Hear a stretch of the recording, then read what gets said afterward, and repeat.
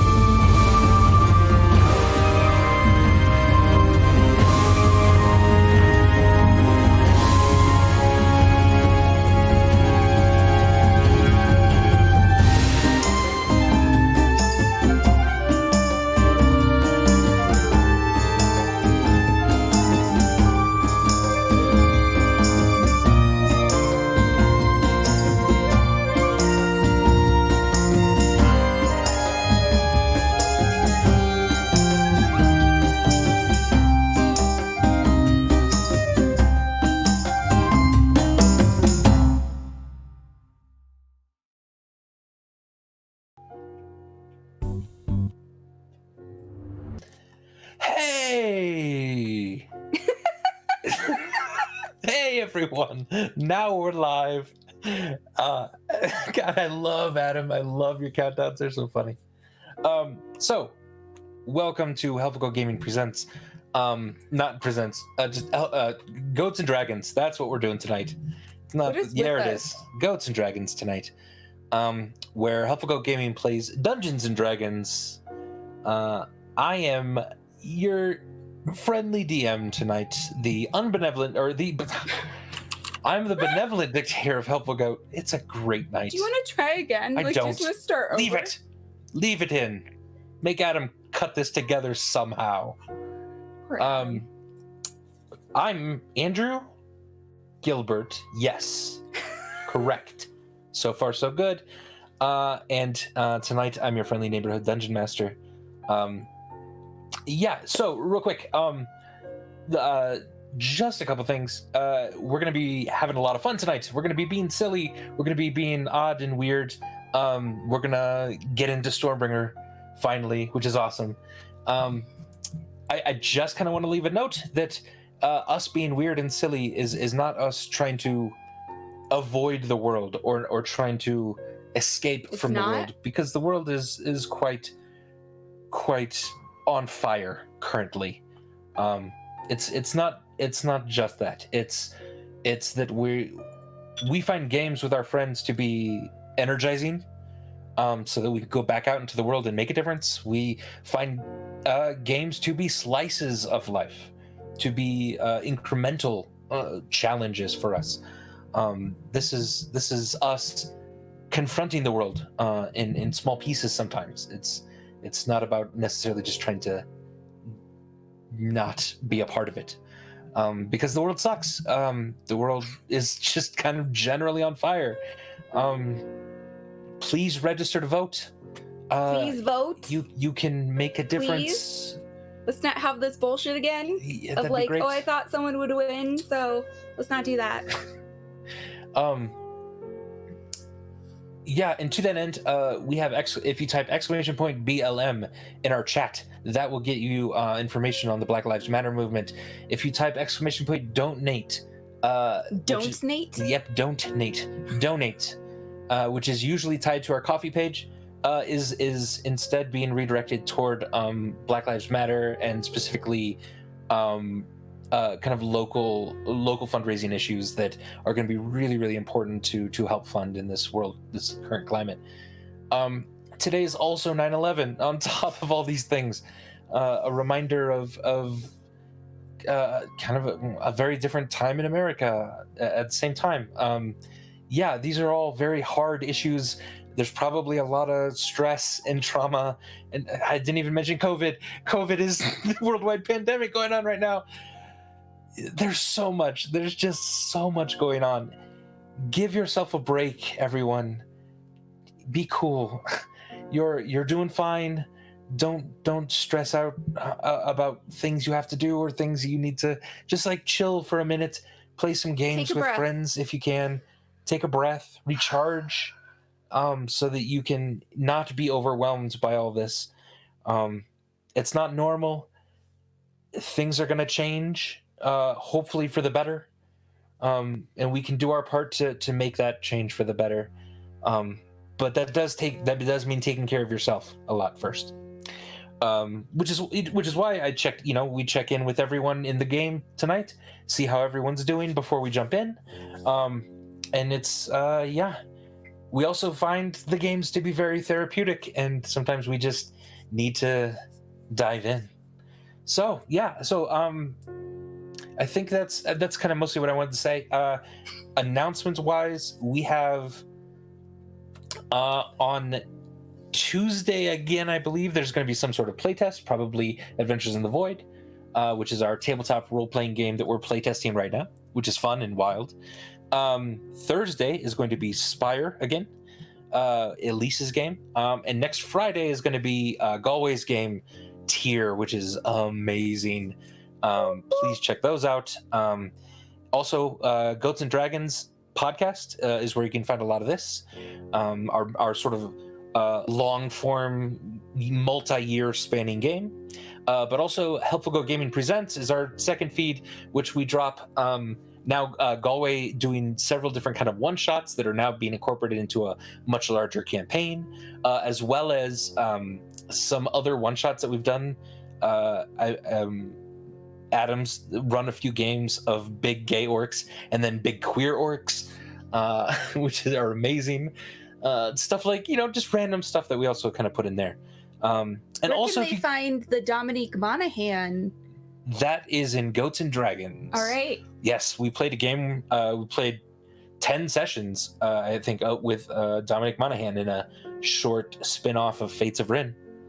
And that was a blast, and hopefully we'll get back to that someday. But you can check all those out in our podcasts, Ghosts and Dragons, as well as Helpful Go Gaming Presents. Cool. Any other announcements? Did I pretty much get it? Just the announcement that it is currently near the end of National Suicide Prevention Week. And sure. September Suicide Prevention and Awareness Month. So, as always, and sort of going off of what you just said, Andy, connection is really tremendously important, and connection is really tremendously hard right now, and we get that.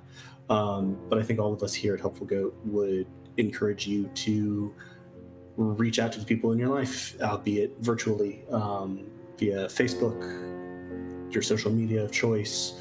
If you're make a Discord group to hang out with people.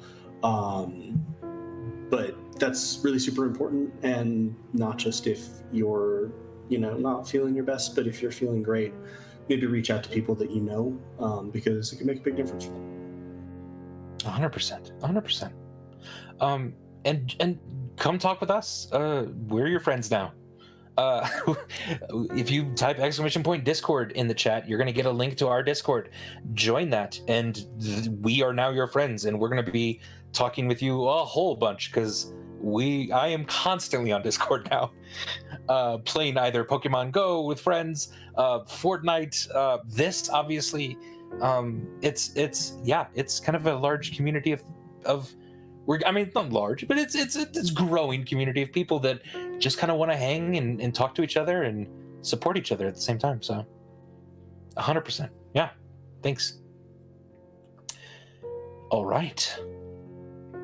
Then I believe tonight we should jump into Fates of Ryn. Sorry, what? We didn't introduce ourselves, should we? Oh, we didn't introduce ourselves yet. No. My bad. Tonight's an off night. Again, it's like I've never done this before. I am Andrew Gilbert, the helpful DM. With me, as always, is the unbenevolent dictator of Helpful Goat, Galway, playing the Tiefling Sorcerer Charity. Got through that part at least. Hey, everybody. Adam playing the halfling rogue Burbage Kemp. Hi, everybody.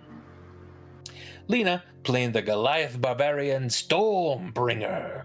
Hi. Bring it home. And Darcy. I knew your name. I wanted to say Hikari, but you're Darcy. 17 years of marriage God and he damn. knows my name, sort of. Darcy playing the tiefling cleric Hikari. Hi, everyone. I don't have a song this week. I'm really sorry. I haven't been feeling very well, but I'm working on one for next time. So that shall return. Yeah. It's okay. You can Sorry do about sort of that. a free It's an off week. You can just sort of do a free-form spoken word rendition of giving Andy shit for almost calling you Darcy. Darcy. I don't know. I'm used to this kind of stuff. So he puts up with all my crazy shit, so I just tend to We were so close. to brush it off when he does something. Sounds good. We were so close. So, And now I can eat my pie. yeah. So last time on Fates of Ryn, you were taken into the jungle by frog people, as well as a goat person. Ferris. You found a group. Sorry. It's okay. It's loud. You Loud. found a group of these frog people who were specialized in making poisons. One poison you kind of particularly remembered. And then their sort of odd festival where they were giving sacrifices to forest gods seemed to go horribly wrong as to incredibly horrific, fiendish horribly right. monstrosities. Maybe that's what they were trying to. Maybe burst out of the forest and attacked all of you. You saved most of the grung, as well as the children and the goat person that are sort of under your care at the moment as well. And you killed the beasts, though it certainly hurt quite a lot. So now you've rested and recovered from the battle. Burbage and Hikari, a bit of your skin is still kind of blackened where the creatures had slashed at you. But this too is fading slowly. And it just adds to the increasing number of scars that both of you get to flaunt. Charity and Kit worked together specifically to make sure everyone was bandaged and any wounds were treated. And Charity, you notice Kit has a decent amount of a propensity almost for healing and for medicine, which is kind of interesting. About how old does Kit look? He looks about 9, maybe, or so. Yeah. Okay. The children have seemingly forgotten about the horrifying mess the night before, and are right now busy making snowmen in the fresh fallen snow.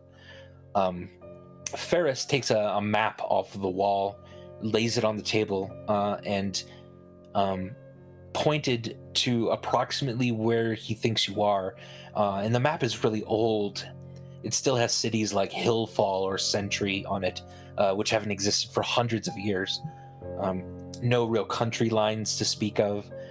But where he sort of points to seems like modern-day Senshore, the country of Senshore, which is north of Bovalia. In a second, then he replaces the map, makes tea for each of you, a nice rose and lavender tea with he produces a fire in a just magically in a small kind of cast iron oven to heat the water, and it gives you a moment this morning to kind of listen to the laughter of children, and there are no enemies nearby, it seems, and you at least need to wait another day before you can travel in the house again, because again that recharges every dawn. So you take a look around the old house. There are there's books on the mantle. old, dusty things, a few scrolls and tomes. They're wrapped in leathers of foreign beasts. One seems to have gotten a tattoo at one point. He also has a sophisticated herb collection, though doesn't seem like everything's labeled very well. And in the kitchen, he has fresh tomatoes and carrots sitting about, even at this time of year, which is impressive. So, ladies and gentlemen, what would you like to do? Stormbringer is just definitely outside in the snow playing with the kids because she fucking loves snow. She's building the biggest fucking snow person we've like ever seen. Like it's taller than her. That's awesome. Give me a strength check to really get this last giant Really? snowball on top of the others. Snow boulder. Snow boulder. Ooh, only an 11. Yeah, it takes you a second, and the rest of you see actually Stormbringer with this giant amount of snow having just a hard time kind of putting it up. But eventually you do get it up on top. It is a little wonky, but the children are just super excited. It is like a 14-foot tall giant snowman. Fuck yeah. Yeah, with large sort of giant stones as eyes, and it's great. It's really nice. This is like being home again, except in a good way. Not another hate me way. This is a good way to be home. Yeah, I love snow.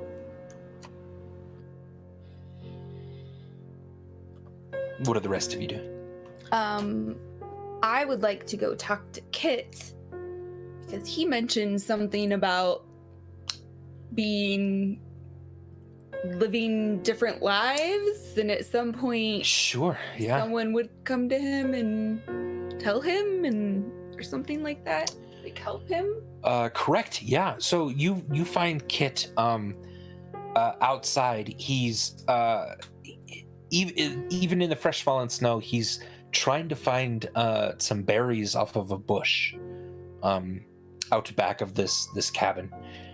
So you see him very carefully searching this bush and picking out kind of small, almost like blueberries, but they have they're just a deeper purple almost. Okay. Which is hard for blueberries because they're very purple. Okay. Yeah, but you find him out there if you want to talk to him. Okay. Hey, buddy. Oh, hey, Hikari. Hi. I'm just getting some winter berries. It's good to have some food when you can find it. Do you want some help? Sure. Yeah, it's a big bush. Okay. So if you want, let's roll a survival check. You're gonna have to. That's fine. My computer will not run roll 2020 or roll 2020. My computer will not run roll 20. I think this year has also taken our sanity. Our sanity now. That's 100%. what's happening. 100%. All right. What does a 7. Yeah, you don't see that many sounds berries. about right for Hikari. Yeah, you're looking through, not sure where he's really finding all of these. Does this bush have like leaves on it since it's snowing? Kinda. It's more of like a juniper kind of bush. Yeah. Oh, like are the berries that little? Yes. Yeah, similar. Like, cause they're pretty tiny. They're Okay. not. They're distinct because I believe juniper berries are poisonous. But Yeah. Yeah. Okay. So I'm just horrible at berry picking, Yeah. I guess. so you can't find much Okay. of anything. So I'll just kind of like pretend like I'm picking them Okay. and like, maybe pick up a few rocks from like the ground when he's not looking and like put them in my shirt so it looks like I have something. Yeah. 'Cause I don't want to seem like an idiot. Gotcha. And I'm just like, I'm really awkward. Like I'm the kind of person that like with kids is like, yeah, just like, hey buddy. I don't know what your age is. Are you 2 or are you 12? I don't really say that to him, but like, so you like sounds like you are like reincarnated, or you said something. Oh yeah. Tell me about that. Yeah. Well, sometimes if I die, I just get born again. Sometimes? Wouldn't it be all the time? Well, every time so far. Okay. Okay. So it's happened probably 8 times to me. Okay. And I forget every time, basically. So like someone has to kind of help remind me. And I don't usually get very old. I made it to 14 once. That was pretty cool. Hey, 14. I mean, Yeah. Yeah. How old are you? I don't know, how old am I? Like, got In my- this life? Yeah. Aren't I like 30s? Aren't I my? I think you're late 20s, I thought it was my age. I was going to early say 30s. we My age is Yeah. not early 30s, but thank you. we hadn't figured that out. Because I'd realized like she'd have to be like 24 or something to get the timelines to match up. Right. Yeah, it literally says under my age 3,700 years old. So I Yeah, don't think no, I age think- is really a thing to me anymore. Yeah, I think in this life, This life, what the do I one look like? after the one Charity killed you in, Yeah. it's sort of mid-early 20s. Oh, Okay. Is this the one after that one? Then she'd have to be even younger than that. I'm only 34. Yeah.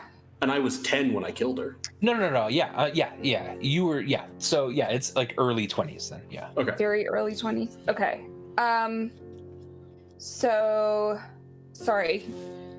We were having a conversation, but I don't remember exactly. I was just He asked you how old you were. Oh, how old was I? I don't know. I'm really bad at estimating. Like 73. I have no idea. Oh, that's wow. I don't know many people that are that old. I've lived some hard life, so yeah. Yeah. But so guess what? What? Mugen. I do that same thing. I am born and then die and then am reborn. So actually I'm like 3,700 years old, and there's this weird looking creature meowing, growling at us. And its ears are perked up. Do you see that? No, I don't. Don't you hear him? He's going "Rawr." And a polar bear comes and kills the kid. No. Not a polar bear. It's too tiny to be a polar bear, and it's black and tan. He's very excited. He says, I didn't know. Mugen, buddy. He's standing we're trying to with his report it. back to us, but he looks over his shoulder and goes, "Rawr." We're trying to record a podcast, buddy. Mugen, It's okay. go see Grandma. Knock it off. I need a clip of Or Darce. Shiba Inu is Shiba talking. Yeah. I need a clip of Darce acting out what Mugen was doing, and I need it turned into a GIF soon. That's exactly what he does. Except his ears are like this, so it's like "Rawr." I can't see it. I don't do it well with ears, but he's got these like big ears. I get you. Anyway. But anyway, Kit is very excited about this, and he says, I didn't know. I've only met one other that's like this. That's awesome. Mute it for a second, and I'll tell him how it is.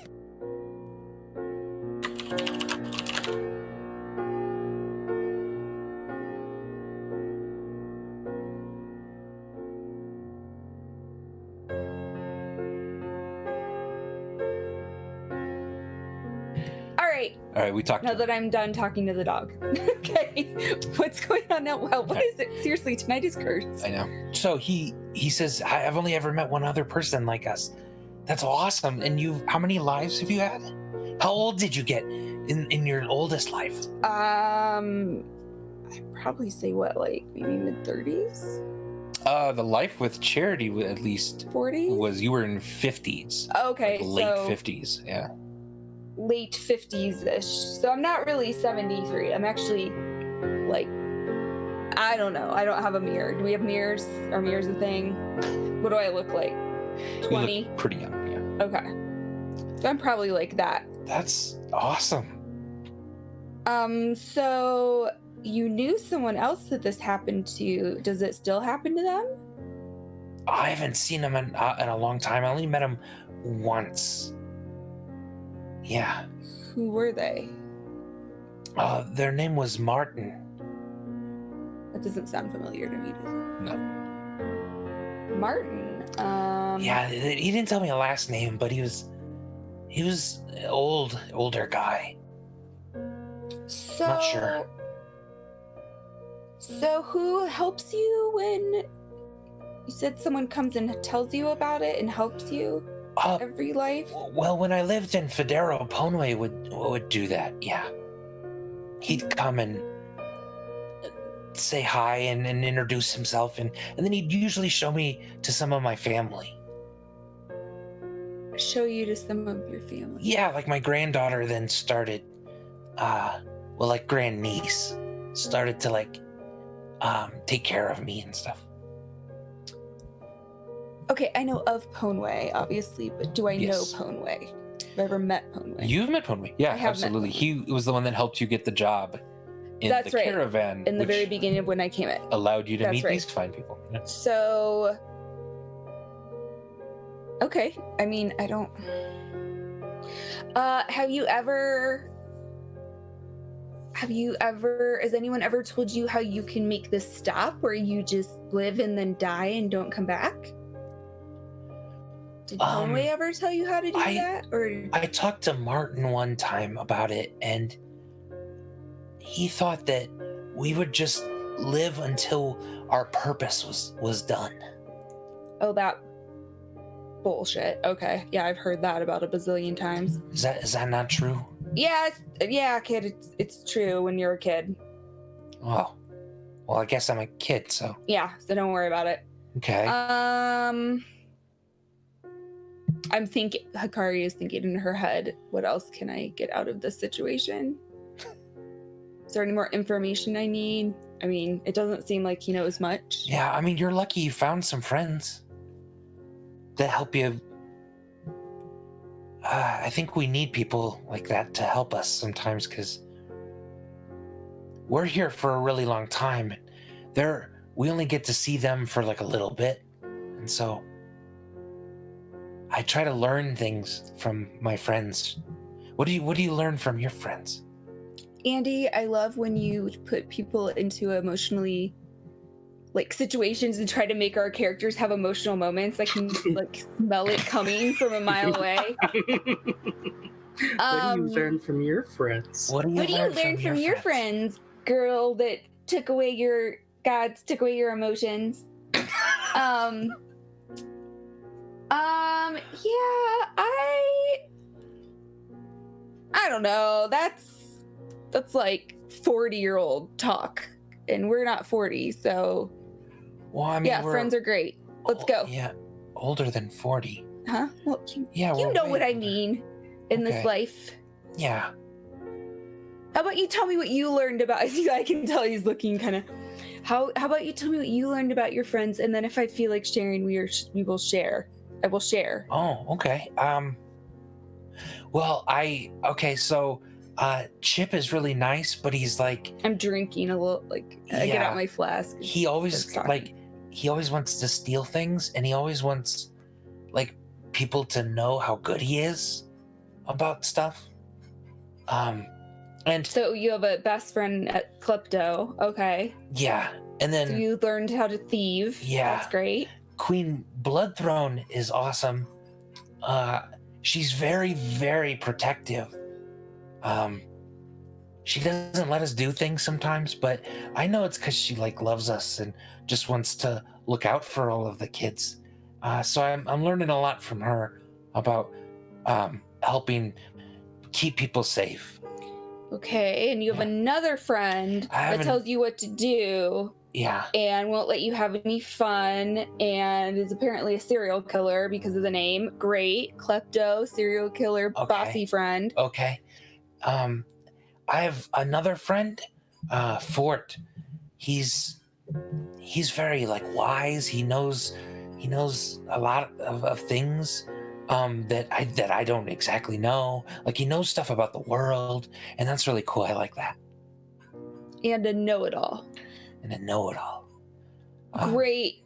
That is a great Yeah. group of people to surround yourself with. You Yeah. will go far in this life. Yep. And Pin, she's just Oh my she's God, basically an there's more. angel. So it's nice. She's very good. She's a very good person. Hashtag good as Pin.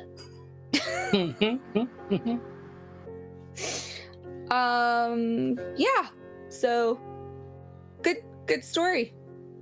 Good story. I liked hearing that. Now, what were we doing? You were gonna tell me Scrabble? about your friends. Like I know Charity kind of well. I don't know the rest of them. How about you look at them and tell me what you think would be the lesson based on our Okay. what you've seen of us. Oh my god. Darcy. I'm going out of my way to do this because he knows I hate this. This is incredible. Akari doesn't like feelings. Hikari That's or Darcy? Akari doesn't like feelings, and Darcy has too many of them. So let's just keep moving. There it is. Stop trying to make me get better and know my true self. Go ahead. He looks at him. Well, that one's strong. Okay. Charity knows how to help people. He also becomes an angel that, like, you know, I guess crushes Burbage people. is kind of like Chip. it's kind of like Chip Howe. He likes to steal and Steal. wants everyone to know him. Yeah, everyone needs a thief friend. That's He wants. Yeah, Burbage probably wants people to recognize him because he didn't get the recognition that he thought when his childhood. I don't know. I'm This just. little fucker. Like a psychoanalyst. Mm-hmm.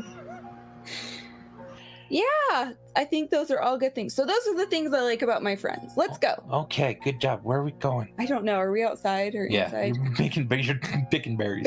I mean, I'm all full of berries. Like my shirt is like full up to here, but you can hear these rocks, just little pebbles and stones, just like I don't know. That's the sound rocks make, right? You want to help me make a pie? Yeah. It looks like you've got a lot. So Yeah, you got a lot too. We'll make 2 pies then. okay, okay. we'll just spread mine out throughout. Okay. Mix them. So you walk back in to the cabin and start to help Chip. I go in or second, and I Kit. immediately just quickly drop everything I have and go in Okay. and see if I'm just gonna see if he notices. Yeah, so he'll start making some pie. He gets out some of the flour and starts to make a little bit of the dough, and Ferris provides him with a glass of milk, though you're not sure from where. Like if Ferris just comes up and is like holding a glass of milk, like Yeah. human Ferris, Yeah. not goat Ferris. Yep, and he smiles really wide. Guys, take another drink and hand a glass to the kid because, yeah, that sounds disgusting. But whatever. I'm sure Hikari's been in worse situations. Burbage, Charity, what are you guys doing? I don't know what Burbage in particular would be doing, but Charity is probably flipping through the letters that one of the kids had. And Yeah. if Burbage wasn't doing anything particular, might be passing any of the ones that looked interesting over to him, especially if there are any in Thieves' Cant. And I would say Charity probably would wonder if 2-9 was smells of garlic from the ellipsis, because it won't display the full name. And there was one other that I thought he'd be particularly interested in, from Winky. Okay. Wait, there's someone named Winky? Would be the 3 that, like, so The 2-9, he's wondering if that's in Thieves' Cant or another form of code. Smells of garlic from the north. He's looking at this and notices that it says, perhaps it's nothing somewhere, I believe. Okay. I thought oh yeah, perhaps it's nothing. And also the have been hindered by white, big white. He has visions of Pelatoth. And then from Winky, we had talked about a little bit. It mentions Wickham, which burned. Hey, Charity, are you sure it's not some sort of federal offense in Bavaria or Gahonia or wherever the hell we are right now to be going through other people's mail?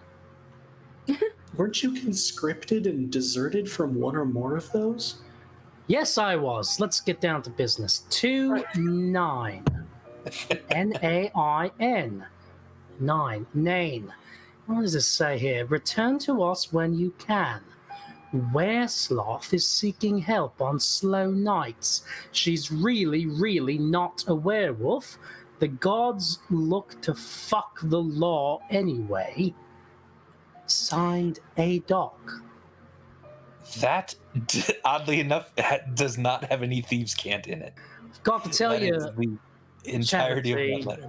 What? this is not in Thieves' Cant. This is pure gibberish to me.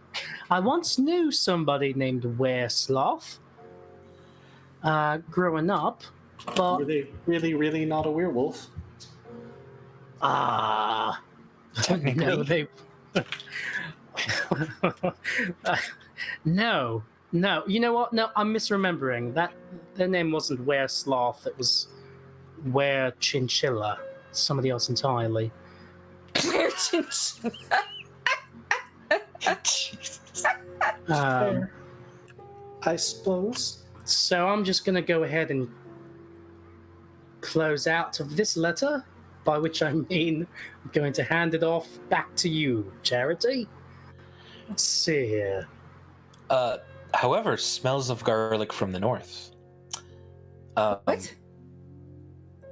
Smells That one Keep going. garlic does have Thieves' from Cant the in it. north. Oh, I thought you were just randomly saying, however, like going on. Smells like garlic from the north, and I was like, yes. No. I see. Right. So this one, should I read the whole thing? I think I will. Invitations from the north. The mother of you who enjoys the smells of garlic. I know I do. Do you all enjoy the smell of garlic? Charity, are you a garlic guy? It's good.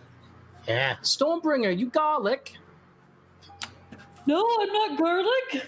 Sorry, I misphrased that. Do you like garlic? Do you like the smell and taste of it? Oh, yeah, I like garlic. Nice. Is this Yeah. related to the snow? What? Is this related to the snow or? At this point, anything could be related to anything, Stormbringer. That's the story we find ourselves in. Hikari, do you like Yeah. the smell of garlic? Yes. Awesome. Yeah, looks like we're all agreed on that. It's always nice to find consensus in your adventuring party. All right. The mother of you who enjoys the smells of garlic are happy down to greet you once you were to come and visit. Perhaps it's nothing. Oh, this again, Charity. This is why you gave this to me, isn't it? Oh man. You know what? Do you remember when I asked the crew? I forget which crew at this point. There have been multiple crews, but who wrote that song that had the words "Perhaps it's nothing" in it? And they answered, "Crotch the Sticky." Fascinating stuff. Not sure what that means, but just flagging it. Perhaps. You are rough on modes of transport. Yeah. Perhaps it's nothing, but the guild masters under the marquee are price points of interest. The books you have requested from the far north, we were just there on the iceberg, remember that? Have been hindered by white, big white. Oh, I see. Okay. Slam poetry of anything that comes to your mind. You know, we had something in Diefield called slam poetry. It was when you'd sort of stand up in the middle of town by the statue of Eldon, and you would have to recite spoken word poetry while slamming your fist against the statue of Eldon because he was a jerk who wouldn't let you be in a relationship with your true love, Theodric Dale. I thought we specified when you were having a trial in that town that statue had been erected after you had left. Well, he no. did it when he came back. Yeah. Is this why you got arrested? Were you having a slam poetry outing? Wait, that's this. Well, first of all, there had been some confusion about who the statue was of. Right, we thought I said Theodric at first, but it was of Eldon. And I think it wasn't it? Oh, but it was erected after I left. Yeah, because it was like in memory. In right. memory. Well, that was a replacement. People do that there. They Yeah. originally had another statue there, which was sort of in celebration of the currently living Eldon Dale statue. Yeah. They thought it was a bit too vivacious after his supposed death. Just gonna throw that out there. Don't think he's actually dead anymore. So I think I'm gonna. You know what? I'm holding all this mail. Next order of business for me after going through this for Thieves' Cat is to write a letter to Diefield saying, hey, Eldon might not be dead. I say you take down the grieving statue and put back up the vivacious celebratory statue. Gotcha. What was he doing in the vivacious statue? Oh, it was a statue of him performing slam poetry. So it was sort of him slamming against a larger statue of the former mayor of Diefield. Really fascinating part of our Does that just keep repeating the statue? I'm now understanding that some of the comments that you make are a product of where you were raised. Yeah, sure. Who amongst us is not a product of where we were raised? You know what I mean? All right, let's get back to this letter. Slam poetry of anything that comes to your mind. He leans forward and grants you what you wish. Basic, a cross for no reason. And I think you should not believe the history of Federo. I've got a book called that, as it is presented south of Bavaria in Padsteria. Thanks for what you think. Revelry in yours, whispers to the north. All right. I'll tell you this, Charity. There does happen to be some Thieves' Cat in here, but it's an odd type of Thieves' Cat. I'm not quite sure if I'm intelligent enough to make complete sense of it. I feel like I might have to try really hard and on a scale of 1 to 20, exert at least a 15. Who uses that scale? Your passive investigation is better than. I'm also going to tap you on the head and give you guidance. That makes sense. Thanks for that tap, for the head tap, Charity. All right. This is an odd type of Thieves' Cat, but yeah, what it's really saying is from the north, the kind mother would do. The kind mother? Is that Charity? That's Behelit, right? It's Behebitch. Not so kind, if you ask me, right? The kind mother would do well not to look for many of the items required in the process Avatarana. That's what we're looking for right now. Within the countries more north of Bavaria and Gaholia, there is trouble with a white dragon. Wonder who that is. It's Philip. Ancient and disrupting many travelers to the far north. Whispers to the north. All right, so the whispers. That's the riddle machina, warning either themselves or each other or some other related organization related to Behelit that they should not maybe, put too much energy into looking for those items in the north because Pelotov is sort of a danger. Which, that makes sense, I suppose, yeah. Do you think we could get him something like, I don't know, a bouquet of sheep to thank him for that? Maybe someday we should do that, a bouquet of sheep. Yeah, that sounds like one of those Aryan stories. I think in one of the stories, she used a bouquet of sheep to get Bright Fang. Anyway. So that smells of garlic from the north. We've got some good story stuff in here with Tabletop, Marilla Machina, and the Process of Ryn. Yeah, we should really. By the way, guys, I think we should probably get back on track looking for that book as soon as possible. Hopefully, this magic house with the door that opens to different places every day will get us somewhere closer to where we want to be soon. All right, what's the next letter here? From Winky. Transporting the remnants of Wickham. Oh, you know? Oh, you know? Sad. Oh. Jesus. There was a staff that I believe will be of use to her. I wonder who her is. Also, there was a dragon that flew over Pelly. Oh, I wonder who the dragon is. And the local illusionist is jailed. Oh, I wonder who the illusionist is. I do actually wonder that. Invested in Winky. I wonder who Invested is. That's a weird name. Is this Thieves' Cant, Andy? Sorry. Sorry, Darcy just muted the mic. I was trying to mute the microphone to tell him something. Go ahead. Okay. What's What Thieves' was your Cant? question? Is this Thieves' Cant? No, it is not. What the hell? Charity's gonna point at the first line. Remember, you had figured out at some point that they might be using the fire blight to look for magical items. And I wonder if that's who her is. Her Behelit? Yeah, beha bitch. Yeah, well, and didn't Kit mention something about us? Did Kit mention something about a staff, Andy? No. When he was Oh, in not Wickham? Or wait, was he in Wickham or Roth? No, He was in Roth. he was in Roth. Yeah. But he survived, but we had elements of like pulling something from the ashes or etc. That was in one of the other books that we thought, oh, maybe it's stuff that doesn't burn is Right. Yeah. one of the reasons they're using the fire blight. Yeah, 100%.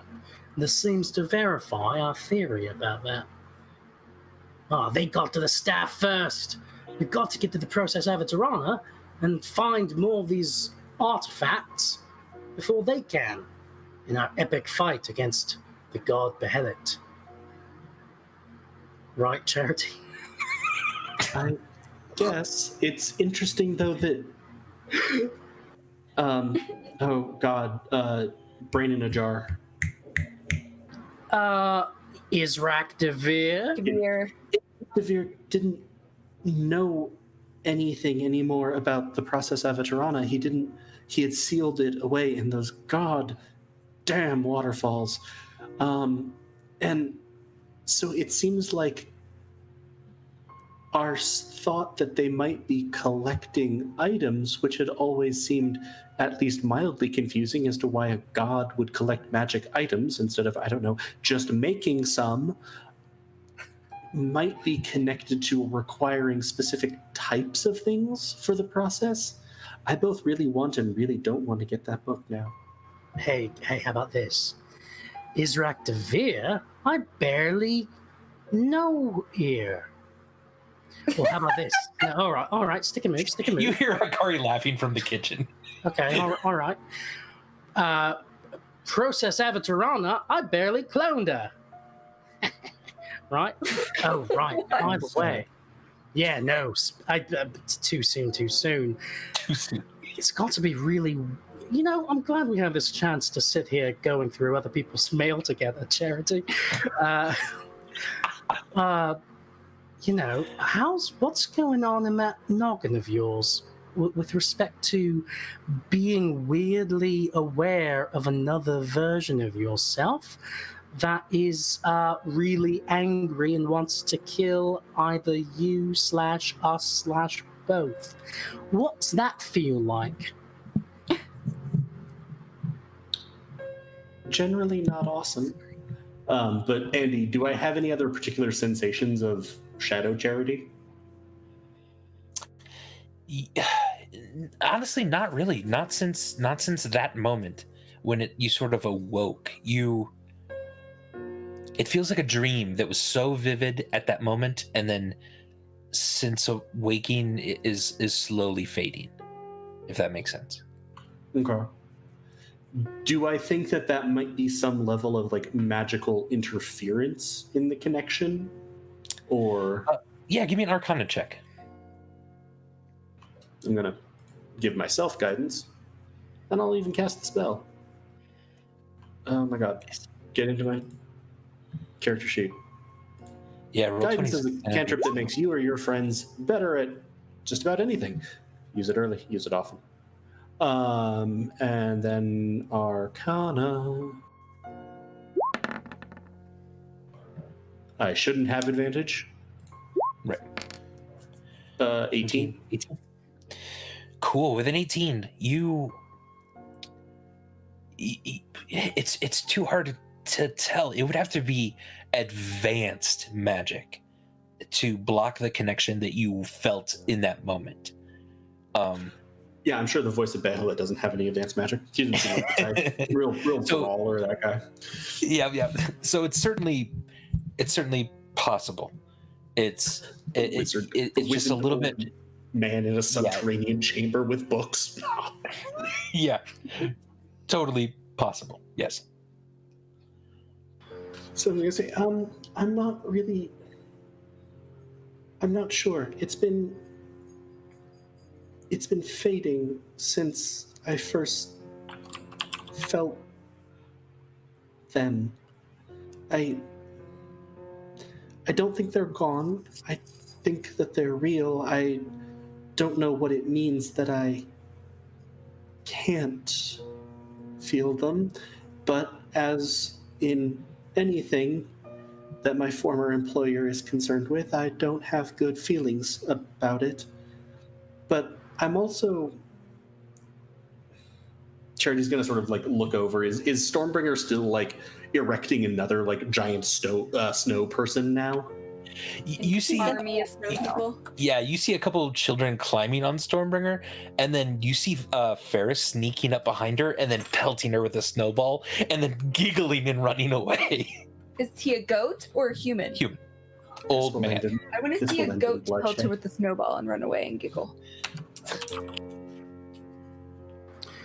Strange stuff. Strange things are happening to you. No, really, that is...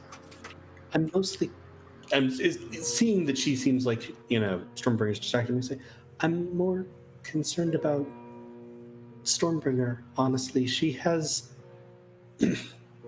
a lot of feelings about being back around her tribe, being back in this area, and I don't fully understand what's going on, but I'm worried for her.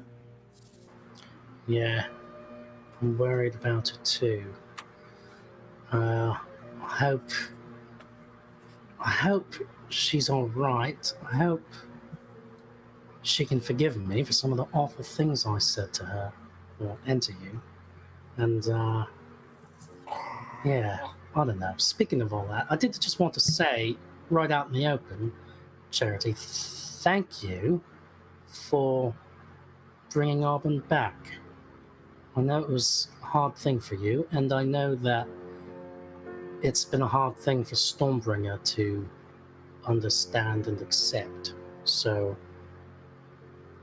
thanks for taking that risk. And, we need to... I still struggle. I still struggle to understand sort of what happened with all that. And I'm trying to understand Stormbringer and why she felt the need to do that. I sort of understand, but I think it has something to do with what happened with her tribe. So I hope we can find out more about that. Maybe we should ask her some hypothetical questions. Hey, Stormbringer, if you had to kill somebody, but it meant that you didn't get to have garlic for the rest of your life, Would you?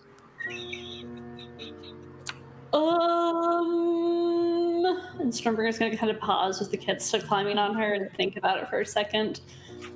It depends on the person, but generally I'm pretty down to kill, so probably, I don't know, we'd have to see. But maybe, yeah. The children start chanting, "Down to kill, down to kill, down to kill." Good old DTK action over there. Yep. Very nice. Well, this letter from Winky doesn't have any thieves' cat, so I'm going to toss that back your direction, Charity. Probably only makes sense in the context of other letters, such as letters from Blinky and maybe another letter from Nod. That's just a guess.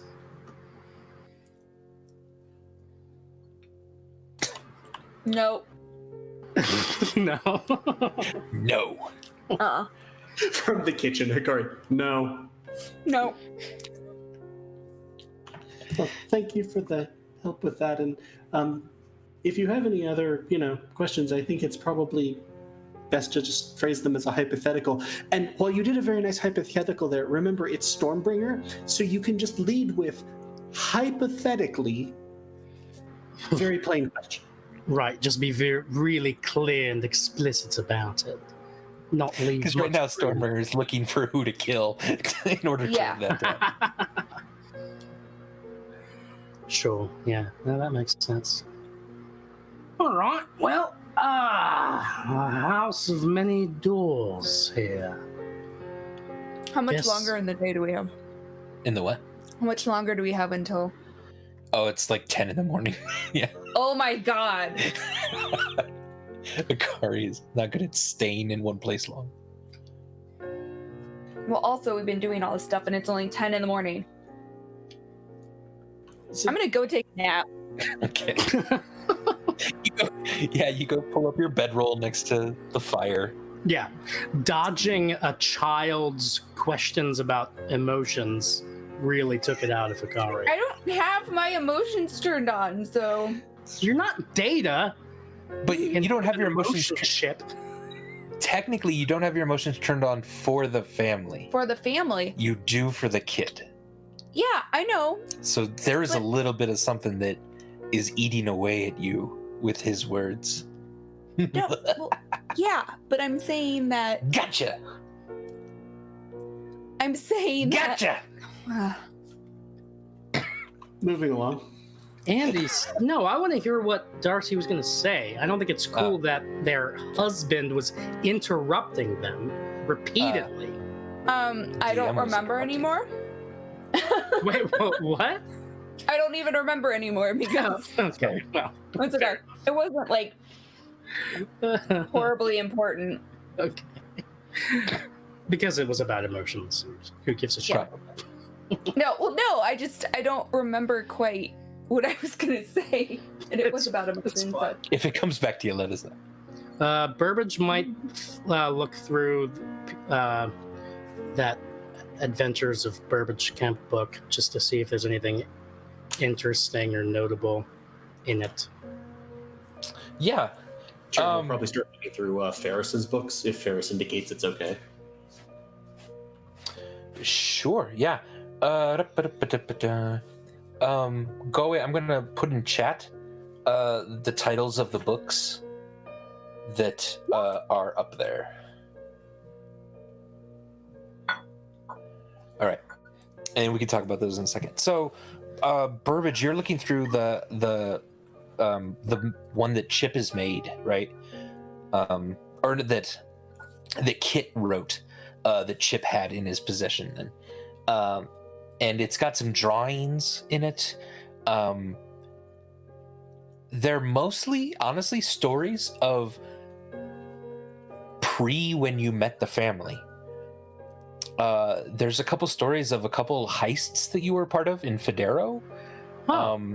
And then there's like some of the major things that people might have heard, like Burbage Kemp Day, and how you turned a fire elemental into whiskey and drank it, which is Not slightly cool. off, but Not quite right. Not it's pretty- exactly, but still pretty yeah, badass. it's something in there. Yeah. And the savior of Diefield, as you single-handedly defeated a bunch of giants in the town of Diefield. And then a free.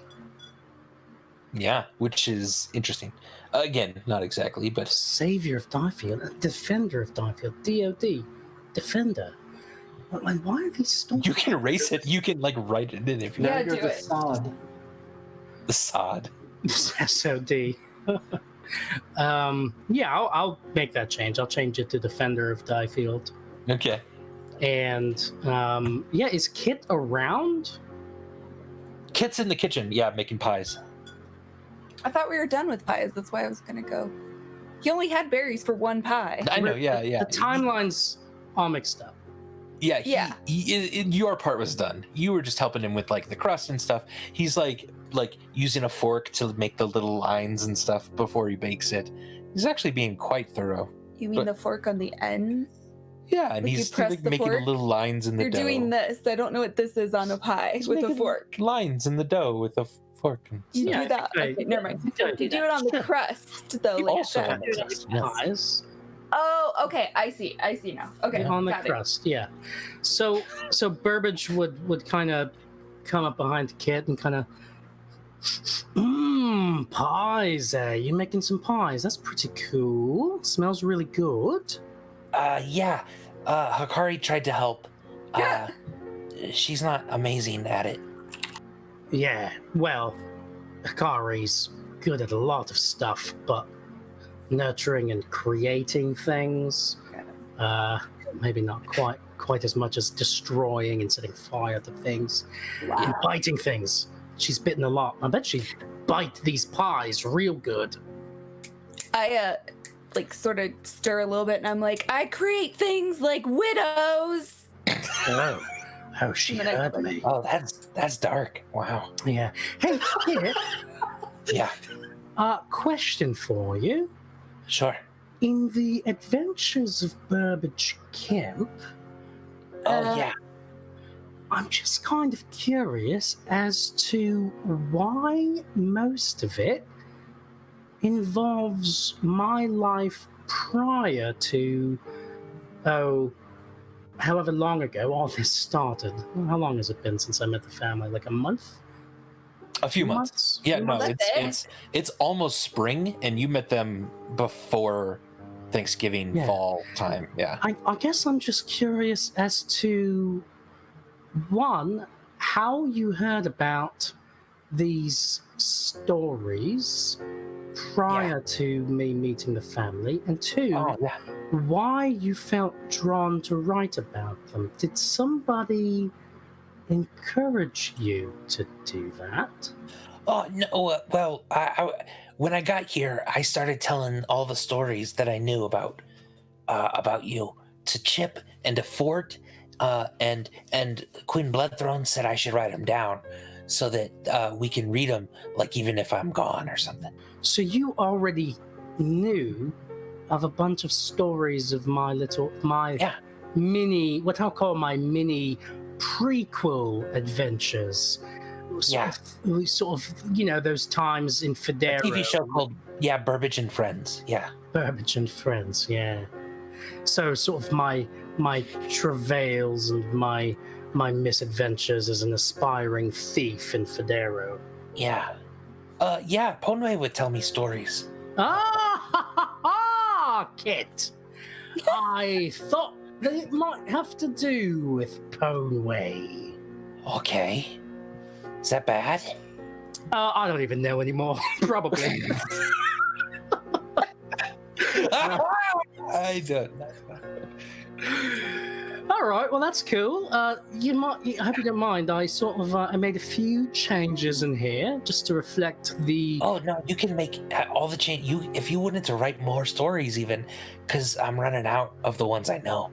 Oh man. Oh Yeah. oh, that's dangerous. You really want me to kind of take over totally. for a bit and write in some Well, stories? write as many. Yeah, we'll read them. I'll read them every night. All right. Okay. I might suggest maybe a different title The Adventures of Burbage Camp is a bit pedestrian. Maybe something like Where and Jack Again. Sort of like, well, I shouldn't talk about jacking. How old are you? No, it's... I mean, yeah, but he's like, I made it to 14 once. Oh, right. So you know about Jack. I mean, Jack. I mean, I know a little. And his face turns red. There are other Can we talk about something else, Burbage? This is a personal conversation, but in the kitchen by the pies. Loudly.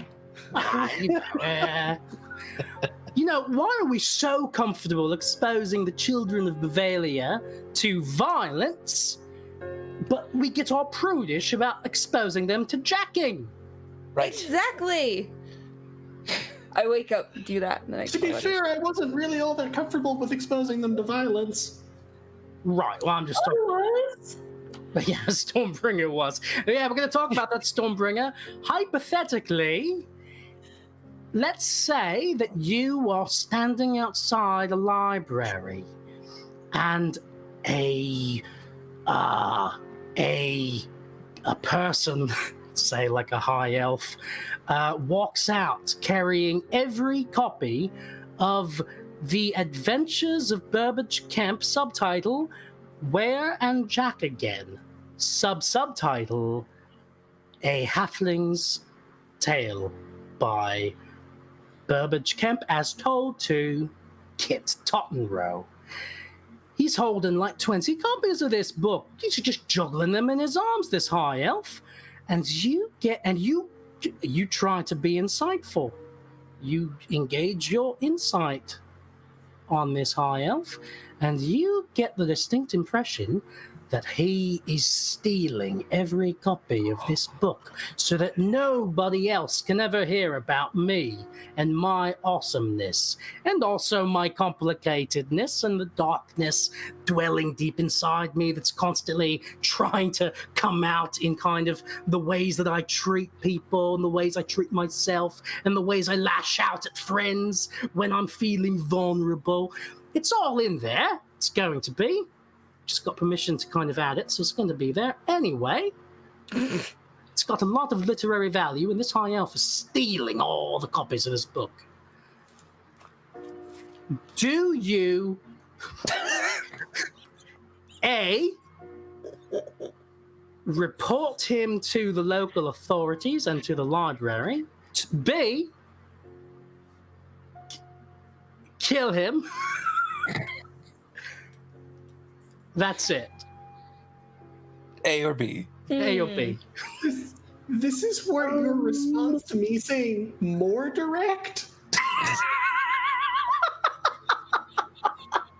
think those are my only two options.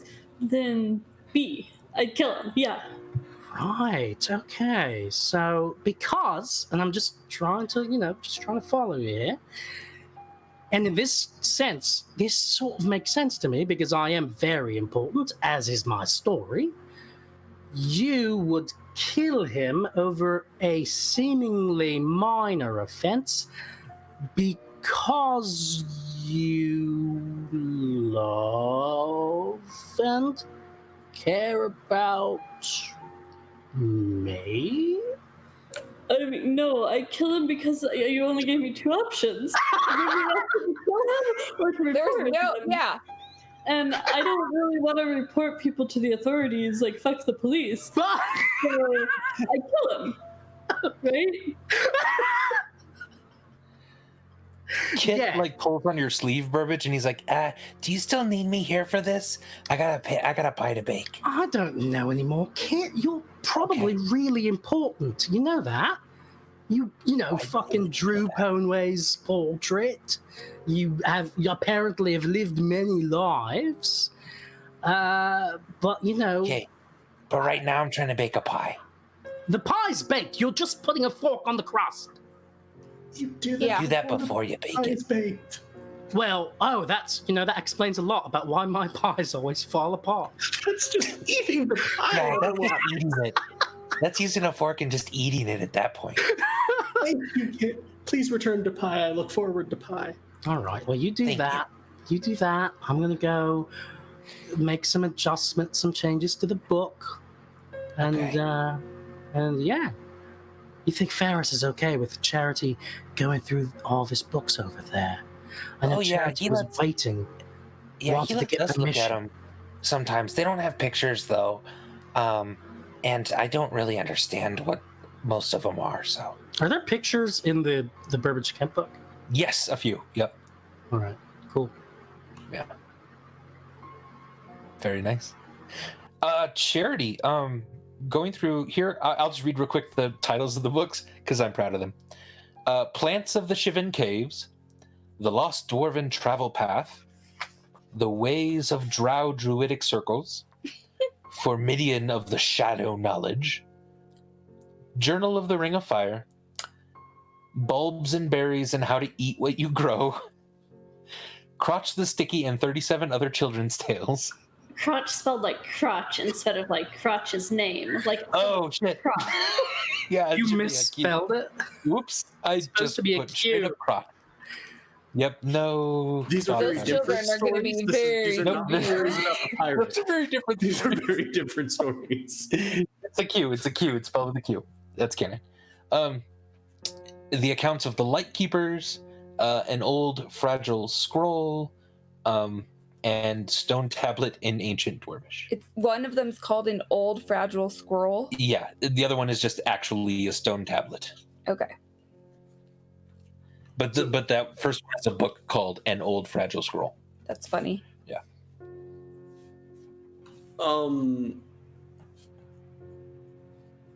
I would probably flip through the accounts of the Lightkeepers first.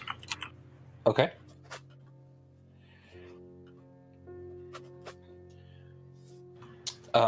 It is a thick book that is handwritten, it seems. And I will put in your journal that book, which is 30 pages long or so. Is it seriously? It's yeah, and you'll Galway will notice very quickly. It is essentially the account of a previous campaign. Wow. Up to a point. So yeah, that seems to be. Notice that this seems to be something that is describing Siren. Yes, so which is a name that I recognize. Definitely a name you recognize. Yeah, and give me an investigation check as you're kind of looking through it. Guidance. I'm assuming I'm sort of effortfully looking. Yeah. Siren, you read about in Israk's hideout, right? We've read from Siren a few times. He was also the one Siren who also wrote the guide book to the Doom Lilies. Yeah. Ah, right. Which also had some sort of quasi-racist meditations on halflings. Mm-hmm. And the joys of nudity. Investigation, Yes. You said? Yeah.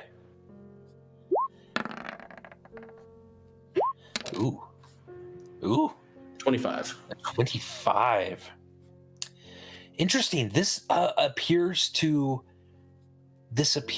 track a group of people who were learning about something called the Great Darkness, and it seemed to happen on Lesser Banya, so mostly the country of Nosea now. Nosea? Yeah, Nosea.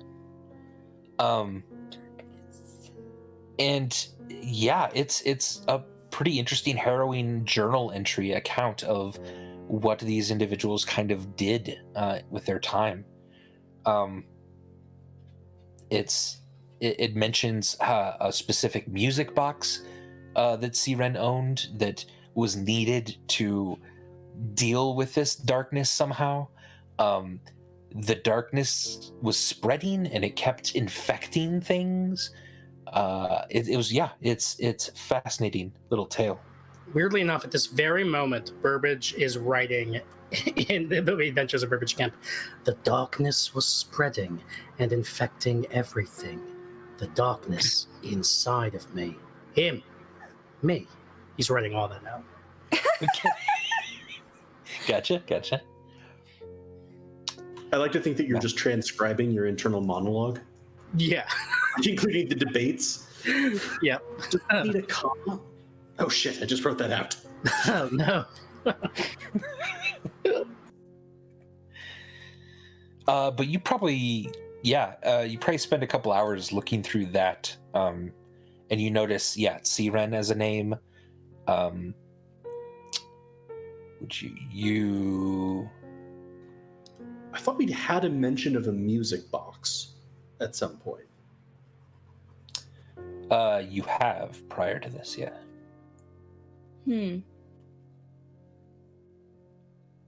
I don't remember in what context or anything, though. Indeed. As well as which and I'll let you hint. It was the player definitely heard it in a different campaign because with Dom and Dragons gives you a little bit of insight into that music box in particular. Right. Yeah.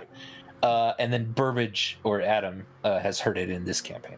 And listeners, so listeners, I heard it because I edited it. There was a secret end of an episode that referenced a music box. Yeah. What episode that was? Be helpful for me to know and announce that right now. Maybe when I edit this at some point, I'll edit it in here. Episode 5. Yeah, I'm just kidding. That's exactly. Yeah. Okay, yeah. But that was yeah, what I heard. I couldn't keep it straight. Yeah. But yeah, that's kind of what you get from going through that at the moment. So, if Stormbringer is taking a break from playing with the kids, she has to, because 4 of the kids are almost having frostbite. She has to actually bring them in because they don't want to come in. They just want to play in the snow. But their clothes are definitely not meant for the snow. So, if there's sort of a quiet moment, Charity would, maybe get a mug of tea, hand it to Stormbringer, and be like, "Stormbringer, can I ask you a question?" Yeah, what's up? It's not a hypothetical one. Those will come later. Okay. Okay. How are you feeling about returning to the mountains where your tribe is? I'm feeling really great about that. I think it's gonna go really smoothly because everything has gone really smoothly in the past 9 months, and it's been really great, and it hasn't been traumatic at all since I had to leave there, and Amaris died and then you died, and everything's been really good. So I think it's gonna be the best time ever, and I'm not gonna let you or Burbage or Hikari die. And if I die, that's okay, but I'm not gonna let you guys die. Charity's going to extend a hand. It's not okay to me if you die. And it's a little disquieting when you say that nothing is going to happen to us and you're definitely not going to let us die, when almost everything that you had said before that was a lie. Just based on my own lived experience. Oh, I switched to not lying anymore. I'm not gonna let anything happen to you. I'm gonna stay awake, and I'll make sure that you sleep, and it'll be okay. We can all take turns with staying awake and taking care of things because we trust that if we need you to, you'll wake up and fight with us. So it's best that we all share those efforts. But I'm not going to make you tell me anything that you don't want to, even hypothetically. But I just want you to realize that it's okay if you don't think everything is going to be okay. It's okay if this is going to be hard. The thing that I want you to know, and the thing that I would ask you, and I ask you to answer me honestly, what is it you want out of being home again? And how can I help you?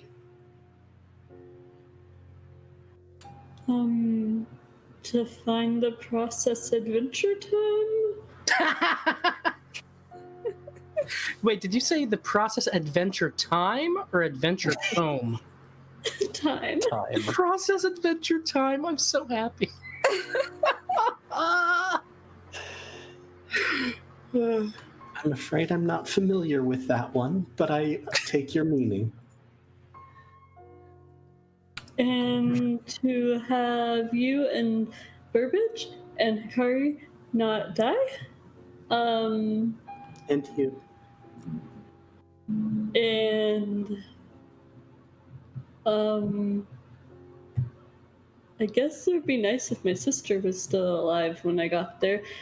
And maybe I can just avoid all the other Goliaths somehow.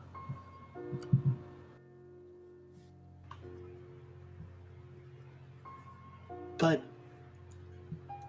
if you can't avoid all the other Goliaths somehow, which, if that's what you want, I can try as best I can to help you with that, but I will say doesn't seem highly probable.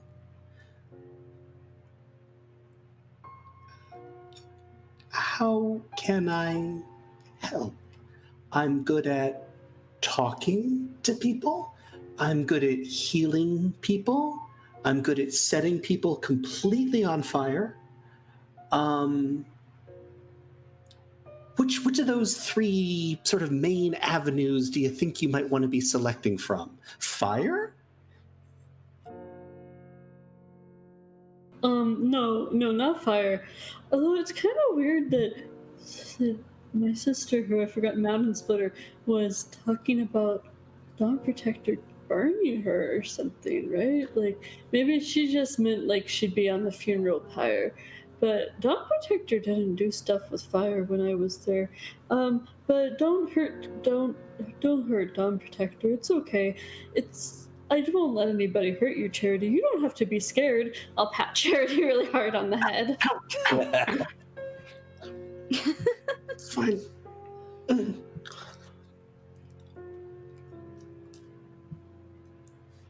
And Charity, what's this book about?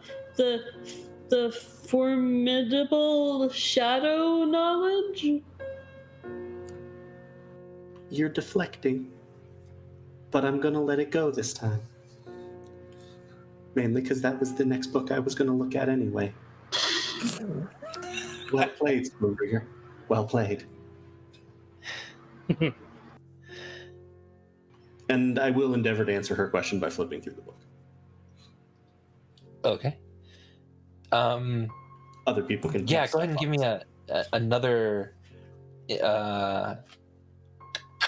investigation check for real quick flipping through it.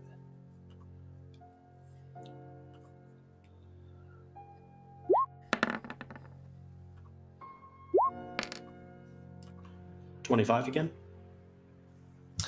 25. Interesting.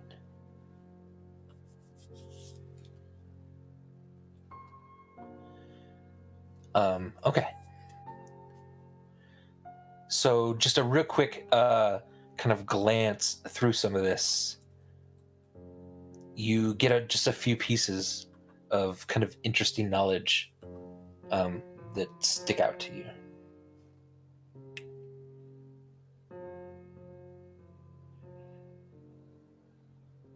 Wait, can you see that? Yeah. There you go.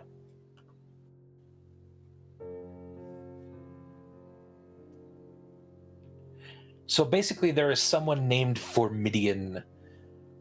Formidian desires conquest. They are a great evil locked away in the shadow realm. There is also secret and forbidden knowledge locked away and protected then by this Formidian. For an everlasting fount of undead servants.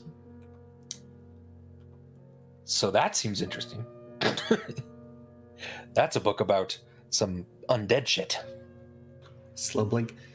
It's about undead shit and secrets.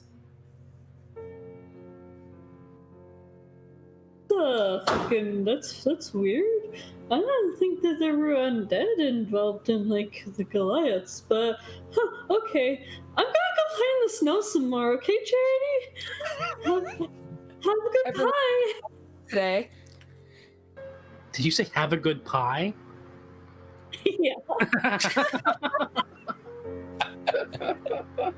Charity's gonna sort of look up. Yeah, kid, how we coming on that? It's just about done. And he'll kind of peek in the small little oven and take it out with some hot pads. And immediately Ferris is over, like just wafting in a bunch of the smell of it, and it smells quite good, earthy, a Earthy? bit. Yeah, but quite good, sweet. I threw away my rocks, so don't blame me. Indeed. Yeah, so probably the rest of the day kind of passes in similar fashion. Does anyone want to do anything in particular during the day still here, or are you just kind of trying to rest, recuperate, wait till the next one pops up? I'd probably just be going through sort of the list of books here for now. Right on. Yeah. Can I presume that that Burbage would get a rest then and have his health points recover? Yeah, you all got a long rest last night. Yeah. Okay, Oh, that's already happened. Yeah, that's already happened. Yep. And then I don't know what the current situation is with aid or anything like that. Holding at the same level. For some reason, I lost track of what you had given me, I think. To the spreadsheet. Nice. Yes, I have. This calculation is so complicated. I keep a spreadsheet for it. And then Charity, I'm just kind of putting in your journal, the basic sort of stuff that you're looking through. So at your leisure, you may kind of check all that out. Some of it's quite long, some of it's not so much. I think Burbage's HP max is 90. Damn. It's pretty good, right? But that doesn't sound wrong, does it? No, you're level 13 now, so Okay. that is not inaccurate.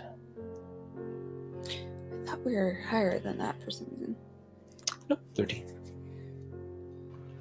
You would normally have 35 HP from me. Okay, thank you. And those are actual HP, not temp. Right. Gotcha. Stormbringer will play outside in the snow for a while longer and then get bored without the kids and come back inside. Okay. It's starting to be getting evening then. The kids are like exhausted from playing with you all day. They all go to bed pretty early. Ferris is kind of up. He makes another round of tea with yarrow root and some chamomile. It's Someone's nice been looking in Darcy's herbal cabinet. it's nice and soothing. It's quite good.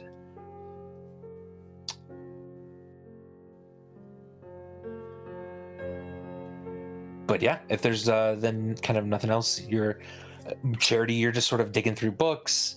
Burbage, you're furiously writing the adventures of Burbage Kemp into the book. Yeah.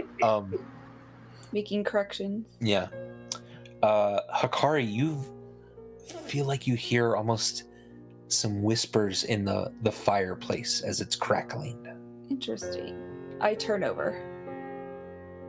To face the fire or to ignore it? To ignore it. Okay. You start to hear some louder. I take like whatever pillow or whatever I have and put it over my ear. Okay. A little ember lights from the fire lands on your arm, just burning it a tiny bit. Yeah, but I'm like fireproof. Yeah. Without really It bothering stings a little. Doesn't hurt too bad. And I turn over to face the fire. It's just a fire.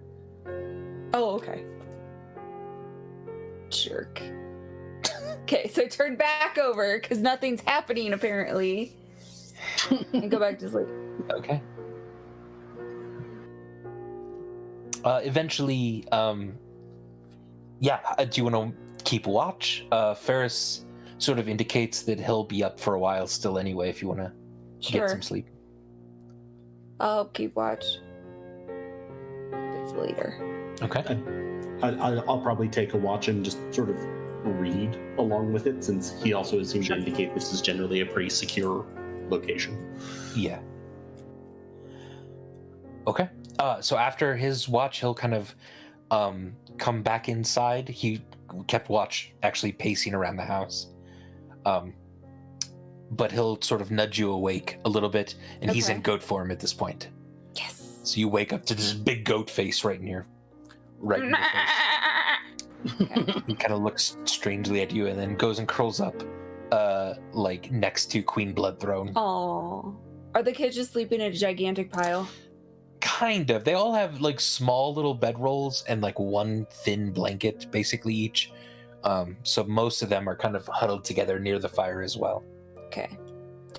Yeah, I'll go ahead and I will circle the house while watching slowly. Okay. Go outside. Yeah, let's do a perception check. Ooh, let's not. Let's not, don't- because there's nothing to perceive. You don't have to. I'm just No, saying let's do you might want to. Is there nothing to perceive? Because that's a crit hit. That's a critical hit. That's a natural 20. Woo! Interesting. Interesting. If we're gonna get, I have a proposal. If we're Yeah. gonna get to that and it's interesting, could we maybe take a little break? Why don't we? Yes, good call. Let's go ahead and take a little break here. Because that might get you into something. That's what I was thinking. Everyone, let's go manage our fluids. That means intake, that means output, whatever works for you. I don't judge. Let's go ahead and do that now. Come back, do a 10, 15 minute little break here, and then we will come back with what Hakari sees, or hears, or smells. It's perception. Dun dun dun. See you in a little bit, folks. Cool. BRB, everybody.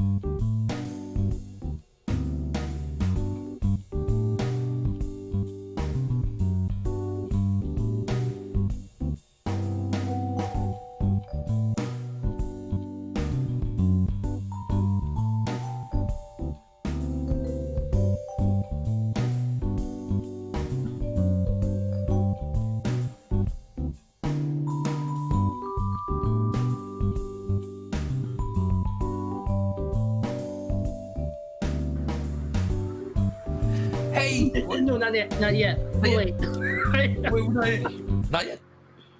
Well, they can hear us, and now they can see us. No, they can see us. Excellent. Hey, we're back. We're back.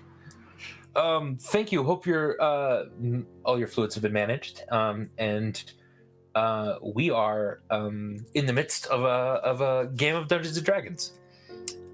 So previously on Dungeons and Dragons, the group played with children in the snow, helped make a pie, curled up by the fire, and pouted a bit because the fire was trying to talk to them, and then I was trying to sleep. also trying to sleep. Charity found a bunch of books and is going through all that. Burbage is writing a book about his own exploits, which is like the most Burbage thing to do ever. And Hikari's turn for watch has led her to pace around the cabin Outside on a cold but bright, shining moonlit night. So that's where we'll pick up. No stars. No stars, just moon. How many moons do we have in this world? The one. It's just the one. I think I see two. It's a reflection over the ocean, the other second moon that you see. We have at least three. The third one is in your heart. Okay. You also rolled a critical hit perception with a total of 23 in order to check out your surroundings. So, Hikari. Yes. As you are pacing around the house, you hear Ferris inside the cabin snoring loudly as a goat. How does that? What does that sound like? I'd like to. It sounds like. This sounds like.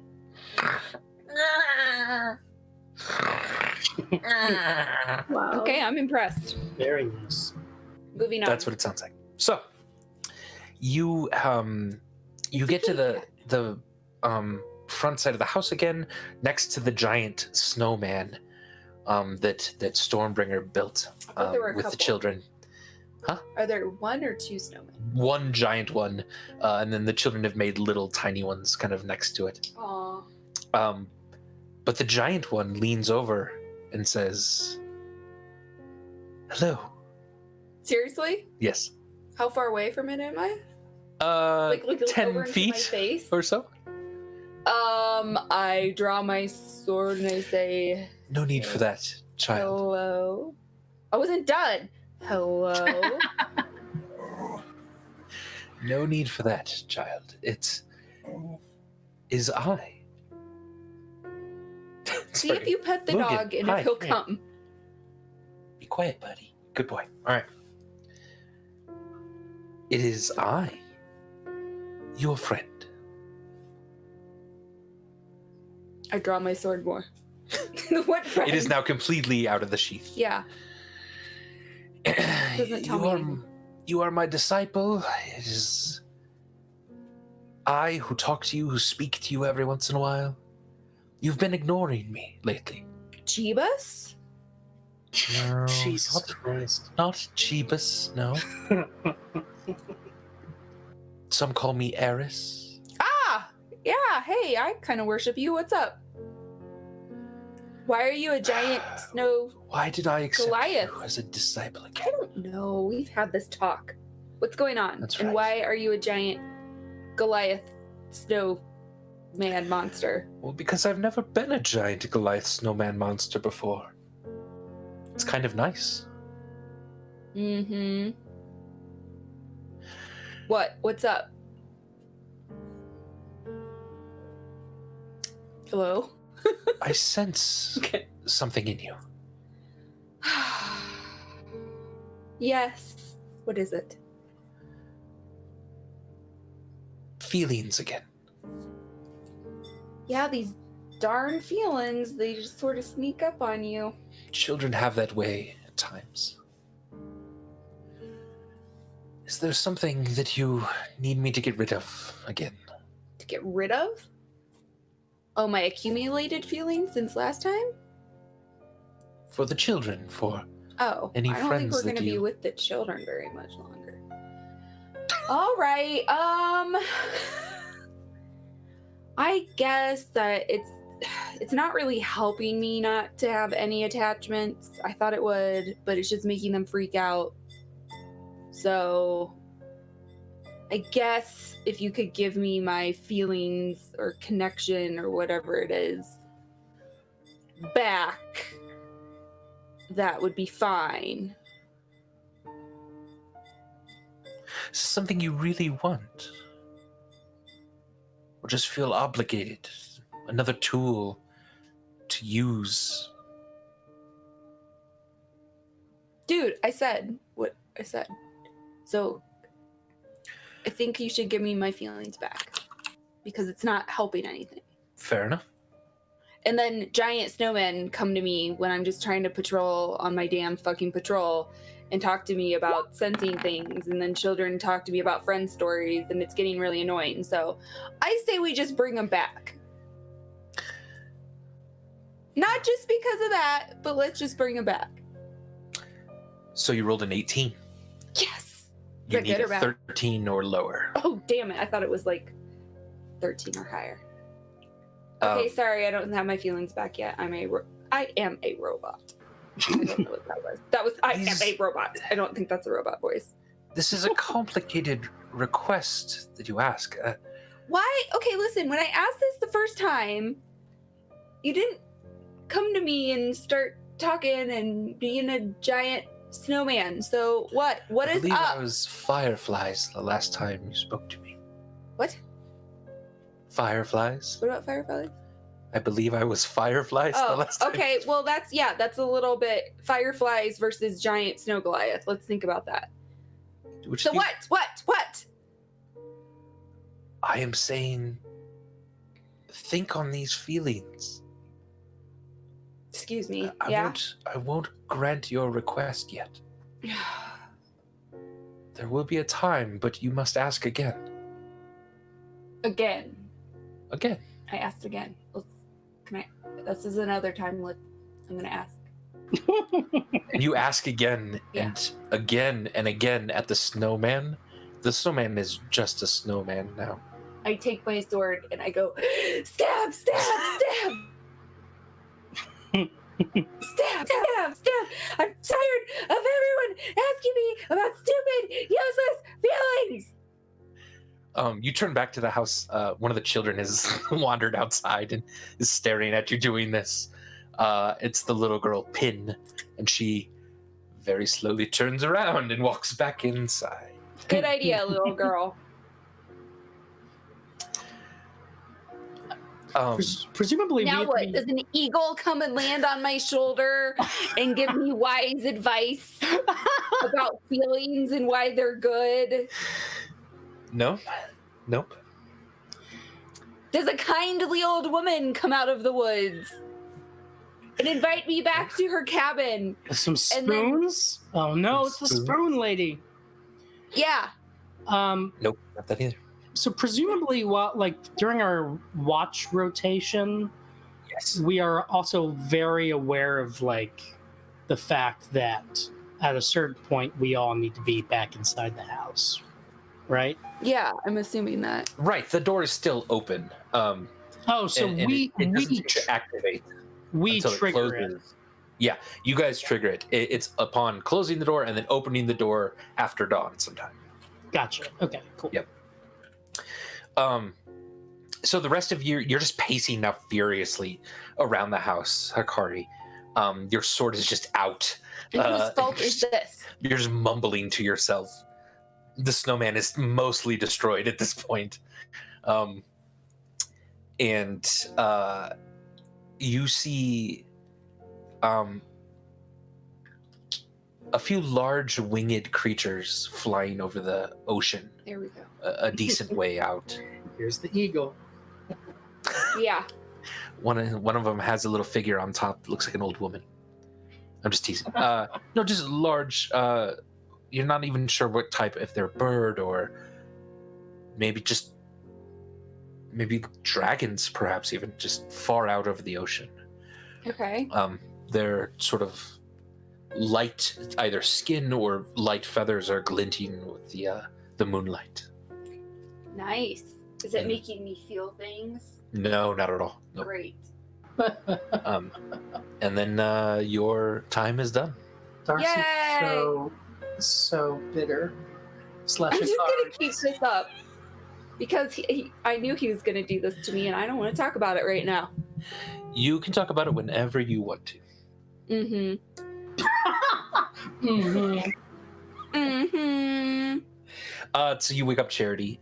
Charity, it's very cold outside. It's you feel pretty decent about being able to stay inside and keep a decent watch. So why don't you give me a perception check too?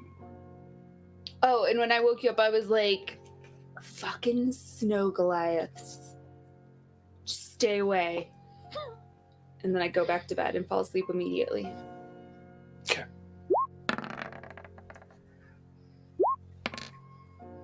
Five. All right.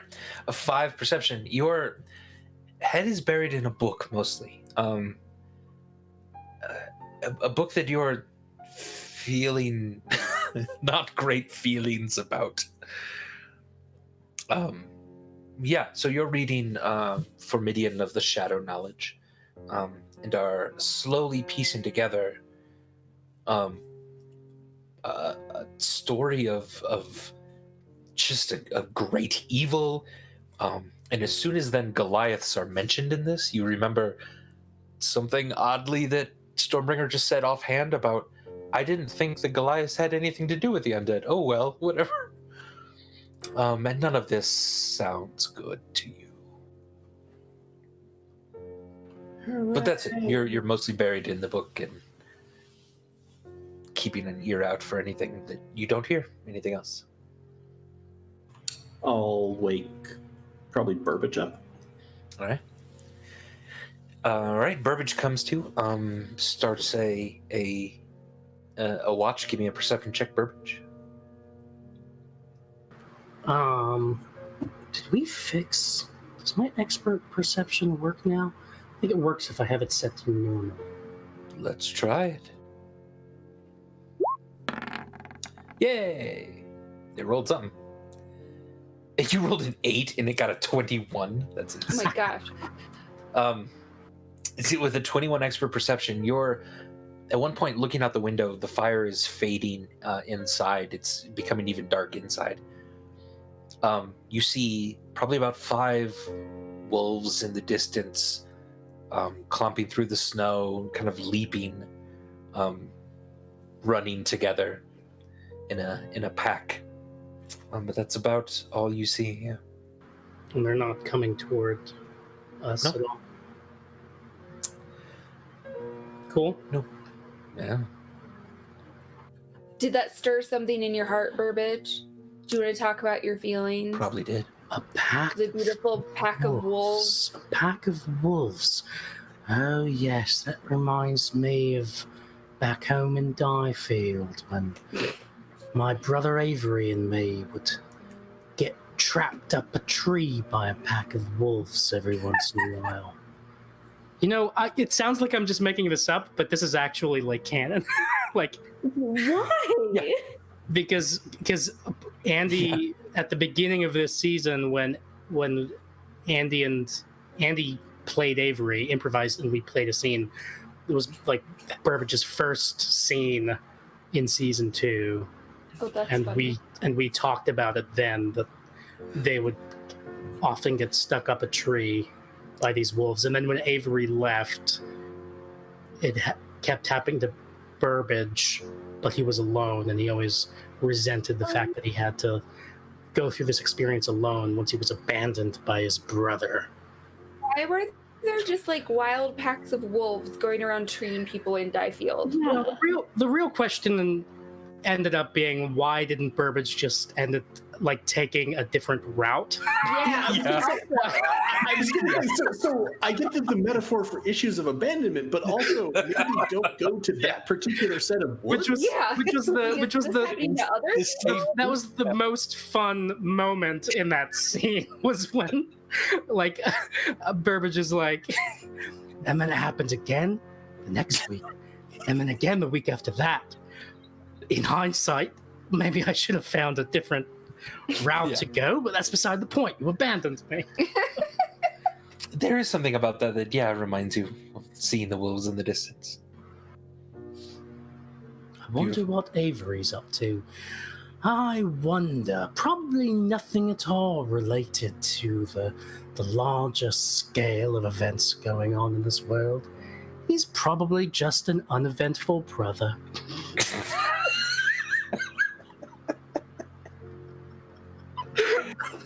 That's going to be so funny by the end of this episode. Anyway. Oh, shit. Anyway. All right, Burbage, that's it for you.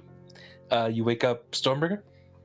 How many watches do we need? I mean, we should be at dawn at this point. Yeah, even if it was 2 about hours this. per person. Yeah, there. It was me, Burbage, Charity, Yep. the goat. Ferris. Yeah, 4. Okay, so 2, 4, 6, you basically 8 need even. 4, yeah. So That would be yeah, be because you 8 need hours. 6 hours of sleep a piece. Then. Well, I wake up Stormbringer and I'm like, Yeah. Psst, Stormbringer. what? Hypothetical. Let's say somebody destroyed one of your snowmen outside. Do you A, rebuild the no. snowman right now after springing out of bed? Or B,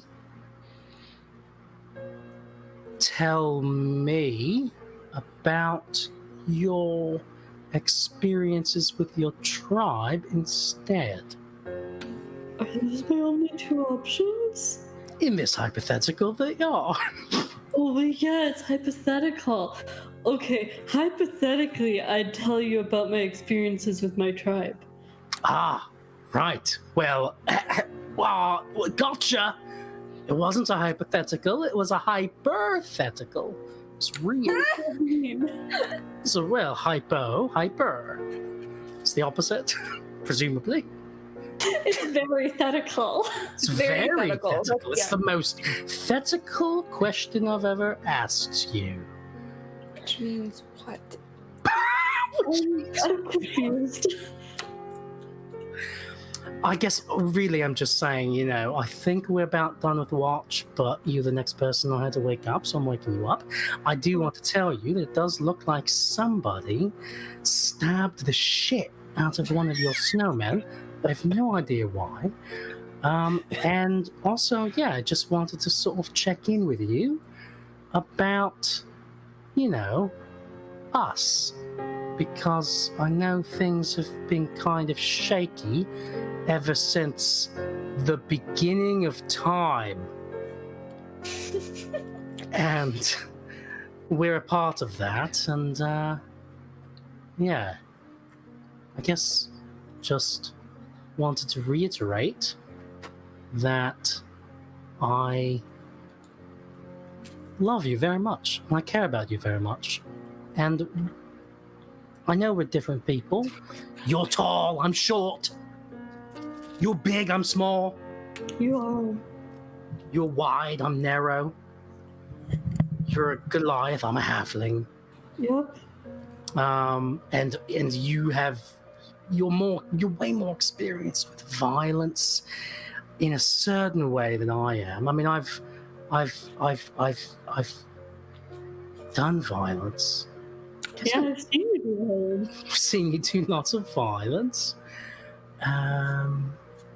Yeah, we've had some disagreements in the past, some differing ideas and views of how to handle things, and I just want to say that while we will continue to navigate those differences going forward, ultimately what's most important to me is that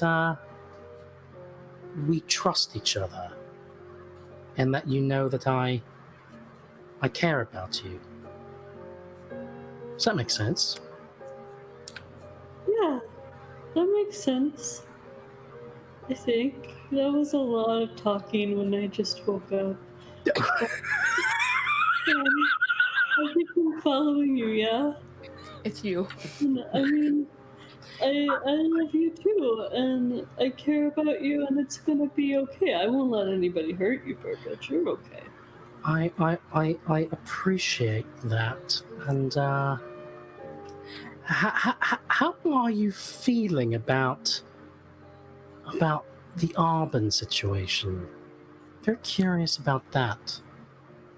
I mean, clearly you were very upset about Arvin getting killed by me and by Charity. And I don't like it when you're upset because that's sad. I don't want you to be sad. You're my family. And so I'm sad that Arvin getting killed made you sad. And that's bad because I don't want you to be sad. I want you to be happy. But also you can't be happy if you're dead, right? Like dead people, they're just like part of the ground and they're like, oh, look, I'm the ground, ha ha ha, and they don't really feel things anymore. So it maybe there's worse things in the world than sad. Wow. Maybe there's worse things in the world than sad. Can I use that as maybe a chapter title in the book that I'm sort of working on right now? Sure. Thank you. No, yeah, there might be, there's something about, I think, trying to find a balance between happiness and death. And I think we're all going to sort of work on that together. And yeah, the Arbon thing did make me sad. And I said some things in the immediate aftermath of that I think were really intense. And in hindsight, I just want you to know that I didn't really mean them, that they were coming from the hurt and not from my actual feelings about you. You know what I mean? Yeah, I know what you mean. Sometimes when I have feelings, I arm wrestle people. Right. And sometimes when I have feelings, I kill people. Right. Yes. And you know what? I understand that. I think that I can look back and understand your killing of Arbon, for example, as a manifestation and a function of your feelings of protection towards me and Charity, which I understand, and that helps me. That helps to kind of ease the feelings of sort of hurt and betrayal that I felt at the time. I think big picture here, going forward, let's just be more communicative about our feelings and our intentions about the NPCs we come across. So I should tell you I'm going to kill somebody and then kill them? Well, yeah, maybe like sort of like more, because in hindsight, I think you and Charity were dropping quite a lot of hints that you didn't have friendly intentions toward Arbon, and I didn't really pick up on those as, we're going to kill him next chance we get. It was all sort of just things happening underneath the surface that, if we could just surface those things, have more sort of family meetings and but ultimately I also understand that on adventures like ours we don't always have time to meet and discuss things before doing them. So shit happens. Arbon was easily a 6 in terms of fucking anyway, so what? What's the scale? Is that good? Well, it's 6 to 9. 6 to 9. It's 6 out of 9? No, it's a scale. That's a scale of 1 to 10. And how does 9 come into it then? Well, 9. Well, I was just making a little joke. It doesn't matter. Granted, he had just been brought back to life, so he was sort of like a zombie, if you know what I mean. Sort of. Yeah. Although the rigor mortis was really great. No. The rigor mortis hadn't worn off yet, so that was awesome. Okay. Anyway, all that's to say, one of the children gets up and they start dancing. They say, "Burbage, look at me!" Oh. hey, there's a kid dancing. That completely distracts me from what I was just talking about. What was I talking about? Oh, probably something like is it bad if I just say this, Stormbringer? Shit, I don't know if this is good or not. Can I do an insight check on Stormbringer to get us, based on kind of my understanding, and maybe Lena, you can tell me, but if Burbage, like what he thinks Stormbringer's response would be if Burbage said, "I forgive you for killing Arden." Can I do an insight roll for that, Andy? Please, I'll let Lena answer however you think there. Based on how I roll.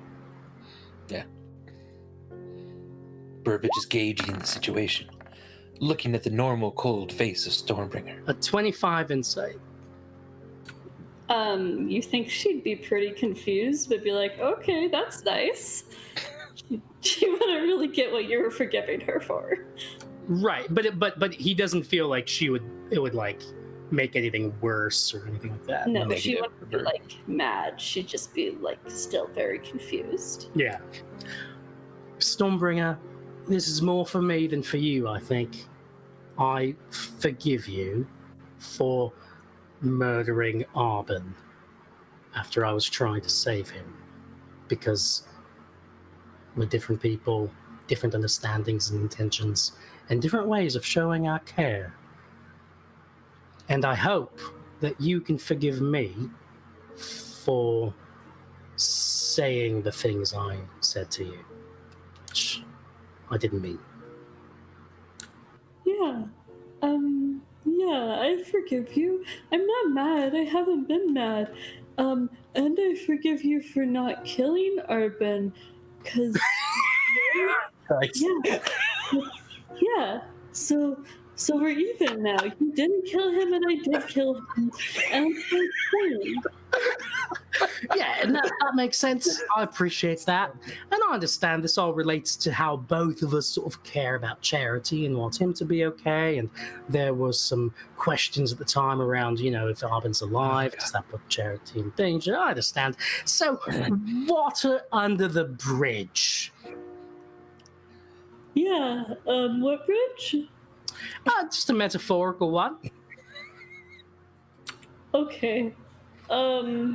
Is that an important part of the forgiveness? Is the water? I can probably get you some water. Oh, yeah, are you thirsty? I know you just woke up. You might have some dry mouth. I've been talking your ear off here, just sort of hovering over your head as you lie here. Yeah, let me find you some water. Here's some water for you, and I splash it on your face. What the fuck? Wait, isn't that refreshing? Isn't it nice to just kind of get a splash of water in the face? No, that wasn't refreshing. Do you want to be refreshed? I can put you in snow. What? I'm gonna throw Burbage out in the snow. Oh, it's cold. That nips. Oh, that nips. Oh. The children, a few of them are up now, and they're laughing at what just transpired.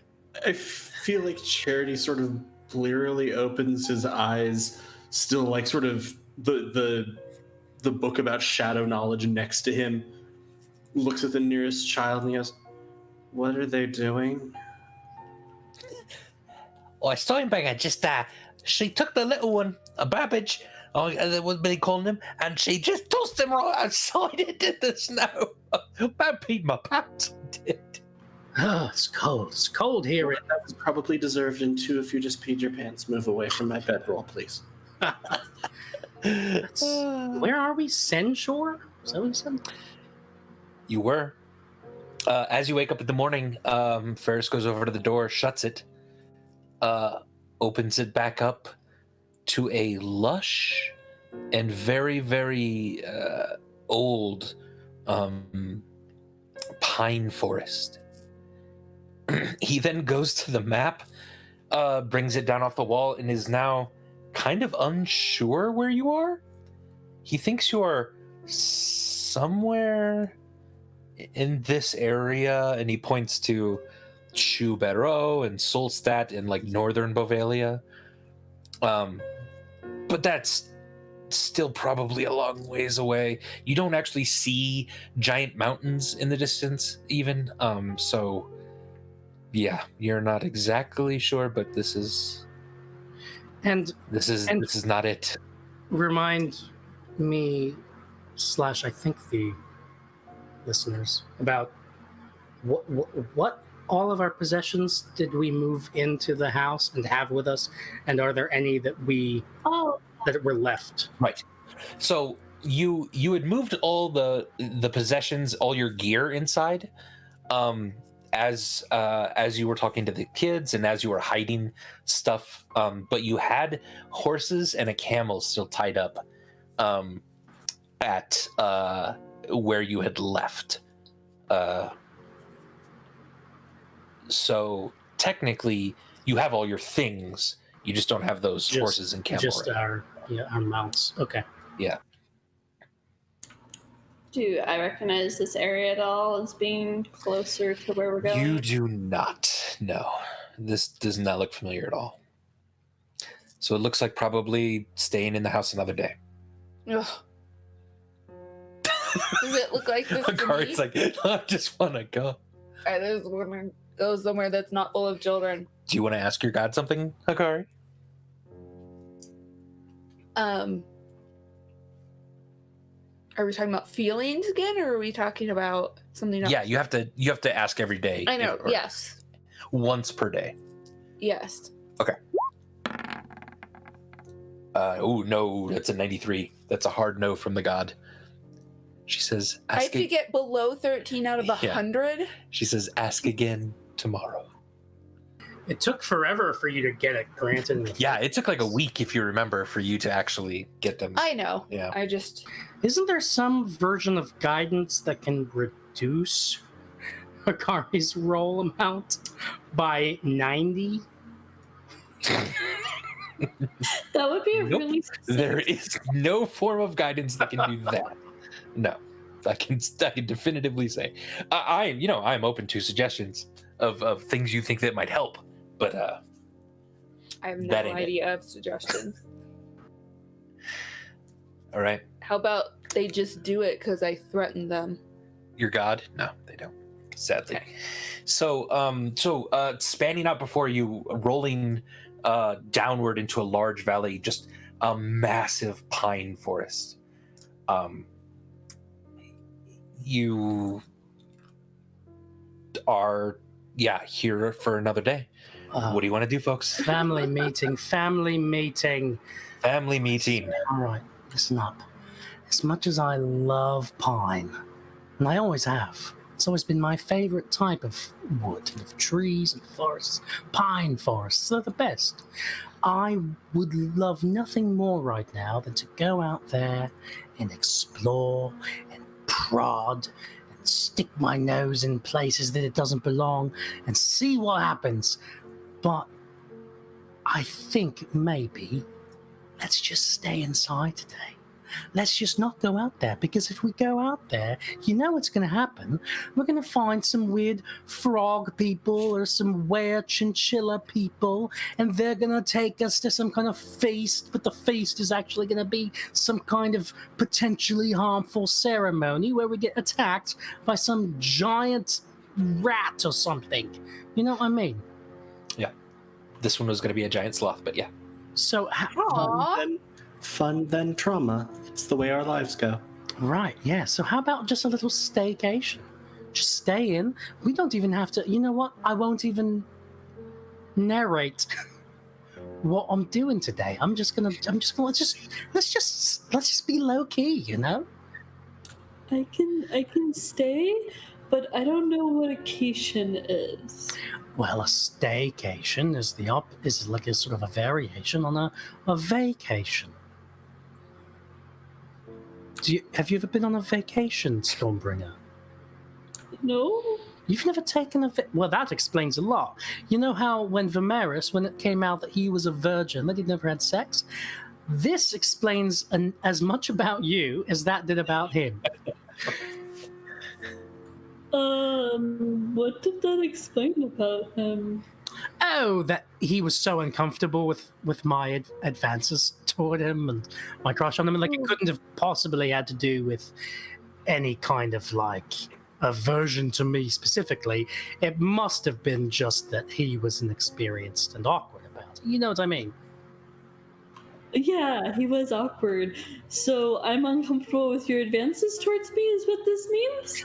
Oh no, that's not at all. It's just it's totally different here. Charity's going to turn a page in the book and look at one of the kids. Can I get some more tea? This is going to be a while. I guess. Yeah, so Ferris is putting on kind of an overcoat that's far too big for him. In his sort of frail old Little man goat form. in a big No, he's coat. in a man form. Oh. And he's gathering up some children to go on a hike to find more herbs. And so one of them says, "Oh, don't worry, Charlie. We're about to pop out and pop back in. We'll get some herbs for you. Get some nice tea, right? Don't go nowhere. All right. Wait. We're gonna do that." Can I go? Can I go? Can I go? Oh, Yeah. Pin comes over and like grabs your hand, and then starts to kind of walk with you. hey, wait a minute, Look around guys. at the room. Kids, children, how important is it that you go find herbs right now and tea? What have you been here before? Are you familiar with this pine forest? I've not been here before, but you know, I think Bloodthrone has. She said it was pretty good for some herbs, and you know, we trust Mr. Farris and whatnot. So Ferris is going to take you out, and yeah, he's got to take us out. He said something about a giant sloth. It should be fun. oh no, this is Just kidding. exactly what. I turn back to Burbage and I go, "A giant sloth, Burbage! Come All on!" right, Corey. Okay, how about this? You go do that, but let's just have it be sort of a side adventure that sort of happens off screen, you know. Okay. Giant sloth does sound fun. Oh, Charity! What? Are you considering going out there just what? You want to protect the kids and heal them in case the sloth wags its tail at them? Sloths have tails. You're going to see Charity like I think they have tiny like nubbins. Yeah. pick up his teacup and sit and go, "I'm sorry. Is the decision I'm making adding complications to your plans?"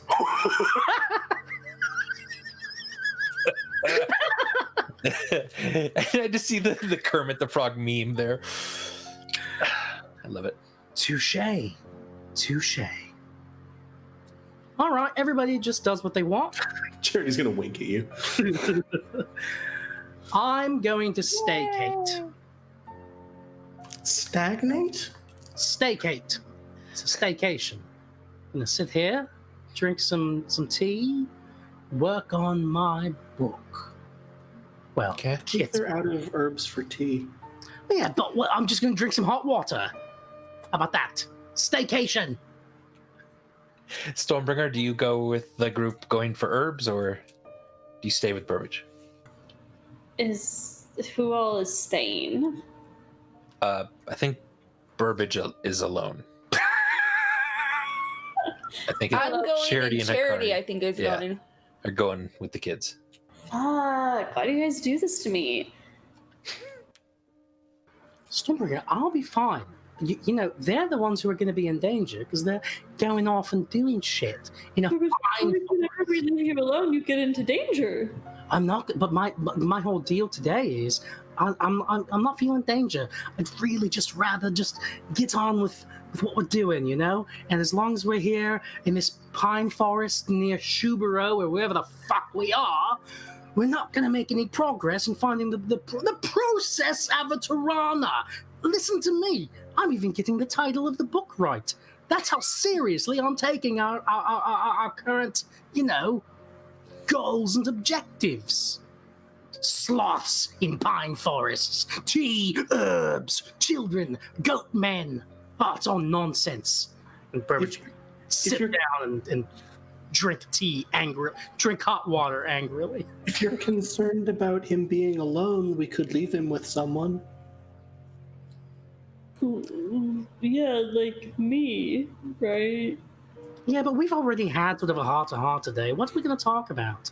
Or you could come with us. Up to you. Okay, I'm gonna go with them to protect them, Burbage, but you have to lock the door, and if you hear any noises, you have to hide under the bed and not breathe, okay? Okay, I've done that before. And don't take your sweater off. Okay, why? What is it about this sweater? Sweater.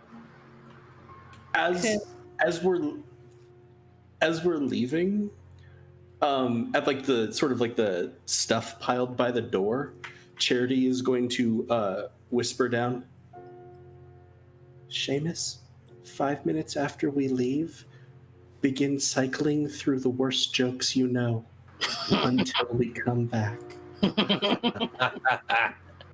Yeah, okay, I got that. You don't worry about that, then I'll do that, okay? I'll toss him like a random object because I remember he likes like storing things. All right. So the group then leaves. Burbage, you are alone, and for like 5 minutes, it's like peaceful. You just hear some birds outside chirping. You can really write down some of your stories in your book, and then you hear the the knapsack in the corner. Hey, yo, I got. Are you hitting your numbers over there? You hitting your numbers? Hey, Burbage, you hitting your numbers today? that's not. Yeah. Go ahead. I don't want to speak over you. You. Yeah. Wait, you're not. You're a bag. That's you're right. Not the hit your numbers guy. That's a different person. He taught me everything he knows. Ah, damn it. I know, right? Well, I'm not hitting my numbers. I'm Okay. I have a goal of writing 5 pages today, and I'm on page That's 3. great. You want to hear a joke? Okay. So No. the skeleton walks into a tavern and asks for a beer and a mop.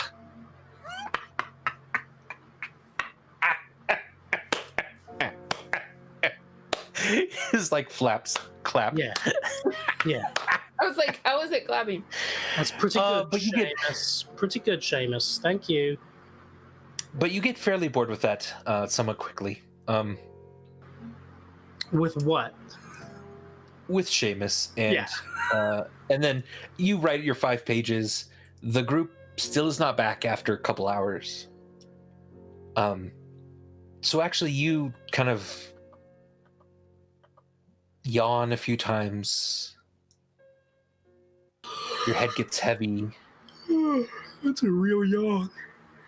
Just your eyes close for just a few seconds.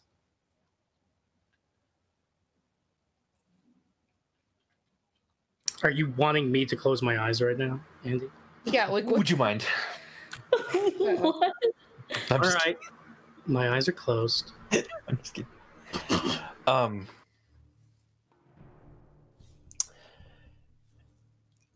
So,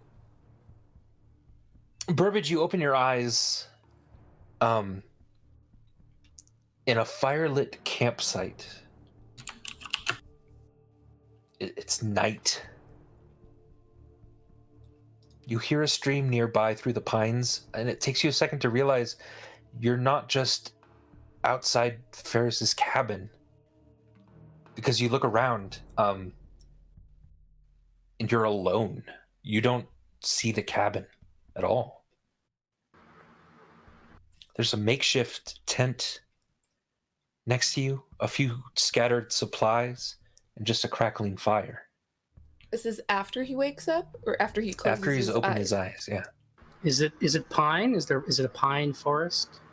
There are some pines here, yes. But Burbage being a big fan of pine and pine forests, does this seem like the same wooded Give area? me either a history check or a nature check.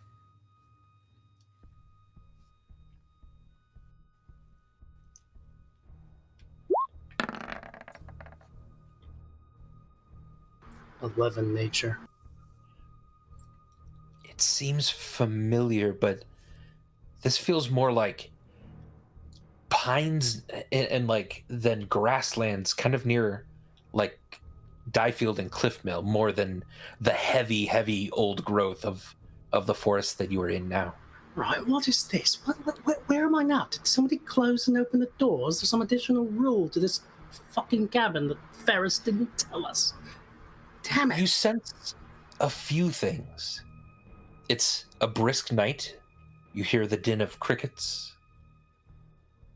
And there's a pain that stretches up your back, into your arms, across your chest and face, like wounds that haven't yet healed properly. You got probed, dude.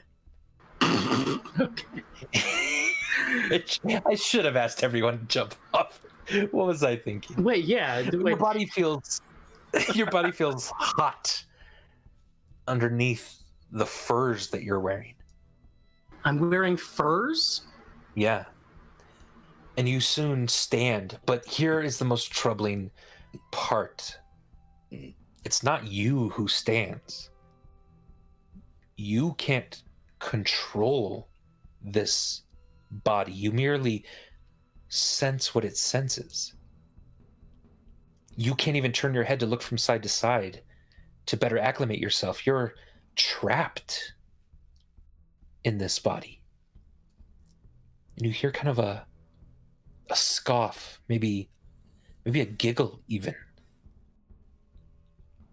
And then a voice. I've got you now, butterfly. This is so scary. What the fuck? Does that come from the body that I'm in? Yes. Shit. You move over to the stream, you dip a bowl of water, you carry it back quickly to the firelight, and you peer down into a shimmering reflection of a white tiger's grinning face. What the fuck? You see... Should have come and seen the sloth, dude. You see in the reflection a deep scar across the face. And now you see it speaking. Master Kemp, I want you to see this. I want you to feel this. And I want you to tell the others what will soon happen to them. And at this you become aware of a figure standing just outside the firelight. And again, another familiar but unexpected voice. I have it. I brought it a very long way. Here it is. The Tinkerer's Music Box. And Avery sets a small package on the ground. And for your end of the deal, Shenik, you pick it up, undo the twine, and see that it is indeed a music box, which you then just carefully place in your side bag. You move to your tent, you grab a cigarette, hand it to Avery, who very cautiously takes it from you. And then you hear that voice again. I understand that our agreed upon price was your brother's extrication from what is to come. And Burbage, you then pick up a knife and hide it in your palm. And you turn back to Avery. But that was before he and his friends did this to me. Then he motions at the scars and the wounds. I'm afraid the price has gone up. I'm trying to call out. I'm Avery, he's got a knife. You see Avery start to kind of say something, and he looks in your eyes, just slightly confused. He looks back up. Well, what is the price? Avery. I would not now spare your brother's life for the entirety of the cosmos.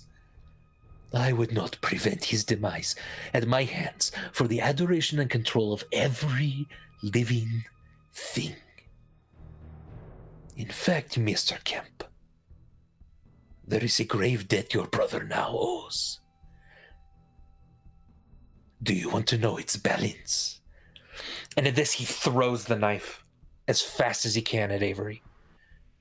but Avery vanishes from sight. And this enrages you. You can feel the heat and flame on your face, and you stand up and you say, "I will start by sending him pieces of you." 4 swords lift up from the ground around you and begin to turn and swirl around you as you frantically look for anything, any mark, any sign of Avery. And then out of the corner of your eye, a flash and then a stabbing pain as a dagger was thrown from seemingly nowhere straight into you.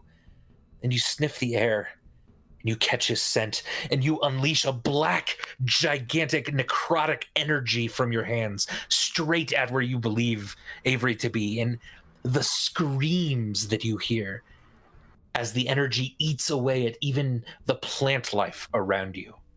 I can't. Burbage would be trying, like his consciousness. I'm trying to exert any. Can I? I can't exert any control over this body that I'm in, because Burbage. Give me a wisdom saving throw.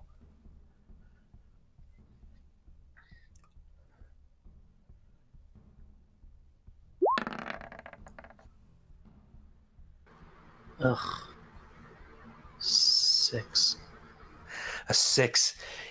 You smell him. You see now just a bit of blood on the ground, and you leap to where that spot is, and you land on something invisible, and you raise it up in your hands, and you then see Avery turn visible in front of you, and you begin to squeeze. And Avery goes rigid. Petrified, in fact. Hard as wood. You are now just holding a wooden doll of Avery, and you throw it on the ground. And again, flames on the side of your face rise up. You see Avery now throw another dagger straight at you. One of the swords then blocks it out of the way. And then you begin to conjure a bolt of lightning in your hands, and you hear the crackling energy. Give me another wisdom saving throw. I don't want to do the lightning. I don't want to do it. I want to stop it or make it go in another direction.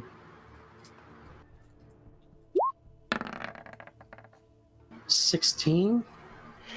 A 16, you unleash the amount of energy. It bounces off of you, the swords, hits Avery, and arcs to the tree next to him. The tree immediately catches on fire, and Avery whips around, throwing his cloak now on the ground, which is smoldering and smoking. Avery himself has a bit of charring on his face.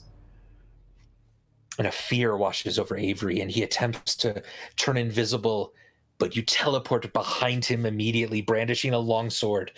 He raises it up in the air. Give me one more wisdom saving throw.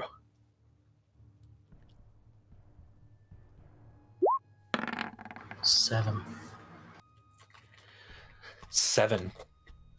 You swing down, slashing into Avery's back, and you hear now a gurgling laugh inside of you. Look, Burbage, look what we are doing. And Avery steps back, horrified even at the calling of your name there. From his pack, he hurls a rock he's out of daggers. He just hurls a rock at Shenik. One of the swords again bounces it clear, flying well off behind him. And as Shenik turns back to where Avery was, Avery's gone. And just very quickly, he looks to where that rock landed, and Avery immediately spouts up from there and bolts. He's running as fast as he can. You then begin to summon creatures from another world, another dimension. Give me another wisdom saving throw. It strikes me that, is this Burbage's wisdom saving throws or Shenik's? Yes. It's Burbage's. Yeah. Crit. Yay! A crit hit? Woo! Interesting. So you begin summoning these creatures. You see fiery holes open up along in 8 different places along the ground. But it doesn't quite work. The holes slam shut. And you are just so enraged. You immediately leap off the ground and begin to fly after Avery, who's now running. Fly, like fly? Fly. Avery is now running as fast as he can toward distant lights and a particularly familiar large ice spire sticking out of those lights. You're gaining ground, but it's not enough. He's going to reach the town and the city limits, and Hikari's spell is what you're most worried about. You step through a door into a starry night sky and appear right before Avery, between him and the walls of the city. Avery looks back, doesn't know exactly how to get around you. The four blades sort of spread out and begin to circle you again. He grabs a rock from the ground, starts to rush toward you, leaps in the air, and you can see he's left himself completely open. Give me another wisdom saving throw. This is so stressful. 15. 15. As you strike into Burbage, into Avery, there's a spray of then red blood that now kind of covers across your face. But it's odd. Avery wasn't necessarily aiming for you with the rock. He dropped the rock, instead grabbed onto one of the swords that was spinning around you. The sword just flings him off onto the ground, into the mud. Hell yeah, Avery. No weapons, but he's now prone, and here's your chance. You walk toward him with your long sword, ready to finish it. One more wisdom saving throw, please.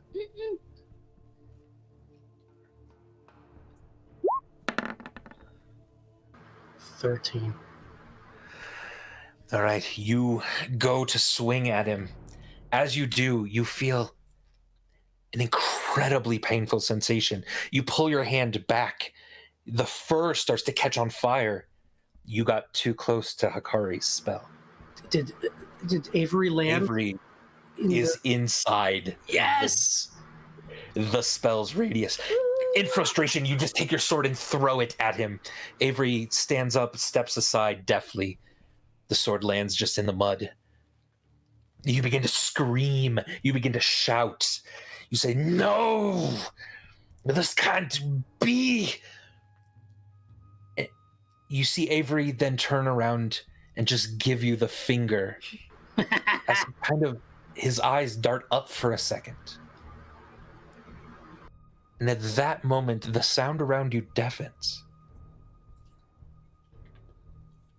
And you are surrounded by a brilliant white light. And the pain is incredible, but brief. As you drift out of existence, your body dusted, you see amidst the blinding white light a small blue flame, and then a voice that says, "Welcome, child."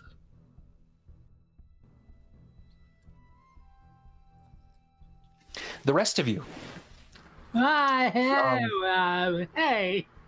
The rest of you have come back to the cabin, covered in kind of a green goo from your epic battle with giant spiders. Yes.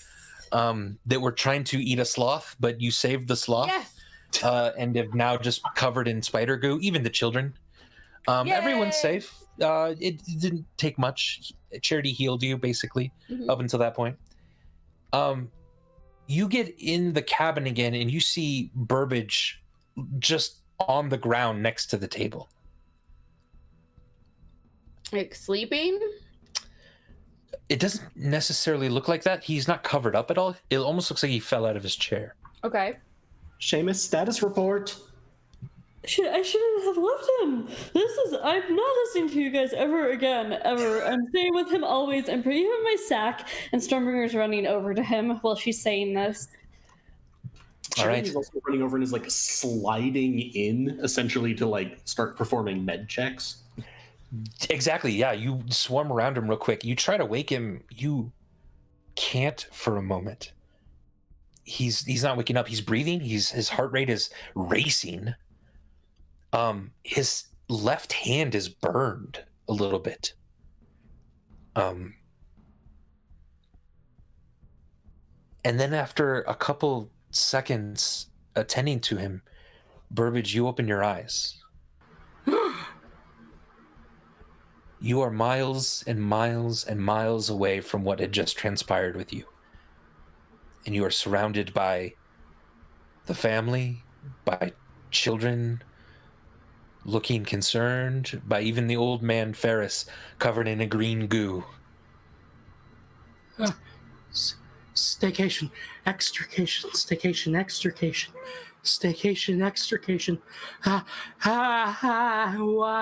Happened, Burbage. I fell asleep. You didn't seem asleep. Your hand is burned. My hand?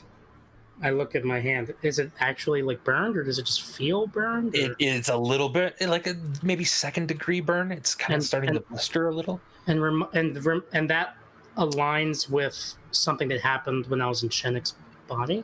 That aligns with him, yes, him trying to reach Avery with the sword. When he was burned by the spell. Hikari's spell burned him. Oh, ow. Alright, so that... I didn't think that was just a bad dream. What happened? I'm also applying a poultice to his hand. Sure. I was White, Big White. I think. Tabletop?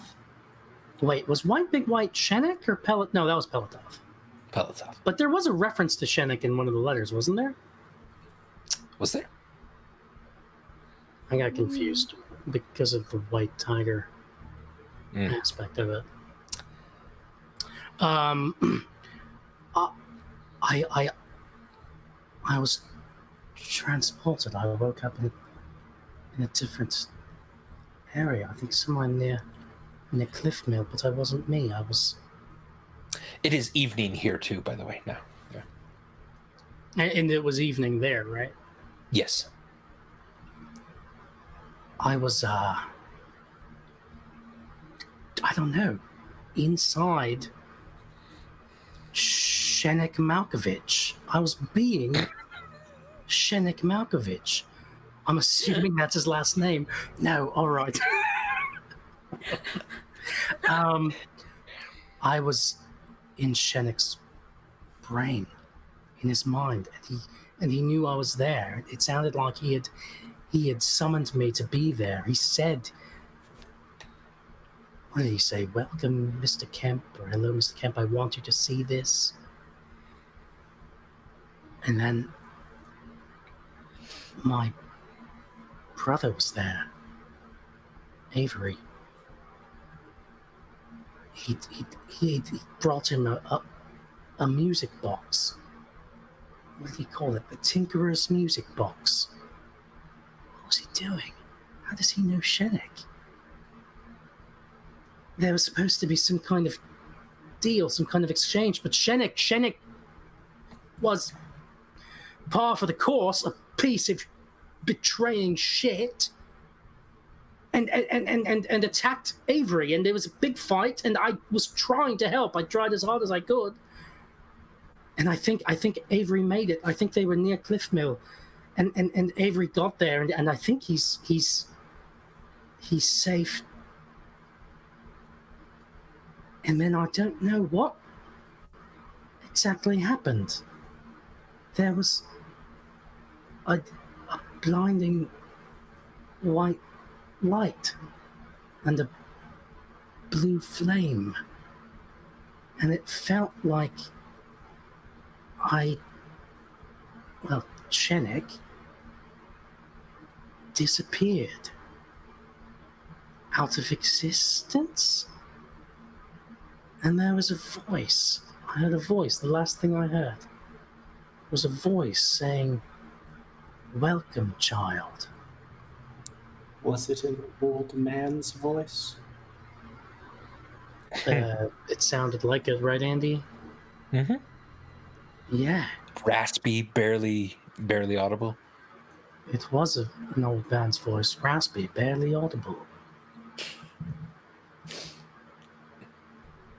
The blue flame, that's Behelit, right?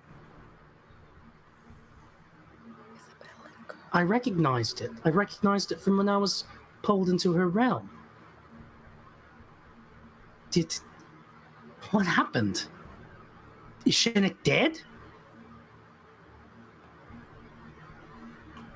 No, I don't think we're that lucky. But listen to me well, because I'm sure you're listening. I am not the weapon you have made me. But I will show you my charity.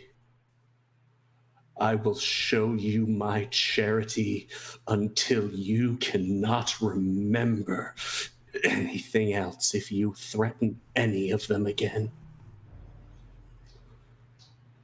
Stonebringer, is he talking to me? I don't think so. Okay. I think think he's probably talking to Bahila, but I thought she couldn't see or hear us anymore, right? Because they lost us. Yeah, but Shinnick was able to find me.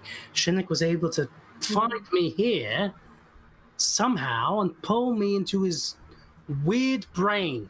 When I was in there, you know what I saw? I saw that he cuts the crust off of his sandwiches before he eats them. Oh, that's fucking weird. Isn't that weird? Super weird. Shinnick, one more reason to kill that fucker. It's weird about the Wasteful sandwiches. food. He's weird about sandwiches. But who was the voice you heard at the end? I'm not following this still. The voice of Behelit. I Why does thought that Bellet was sound like an old man? Has Charity told us about his interactions with the voice of Behelit? Very little, Very I would little. say. I mean, if nothing else, Sure. also hasn't had a lot of time since he sort of processed them. You've probably heard some mentions of it. The voice of Behelit is the as far as I can tell, the leader of her operatives. When I died, when you all brought me back, I was able to control my return to the world just a little. And I was able to seek out someone to look in on them. I chose the voice of Behelit. He's nestled beneath Federo, like a worm at the heart of an apple.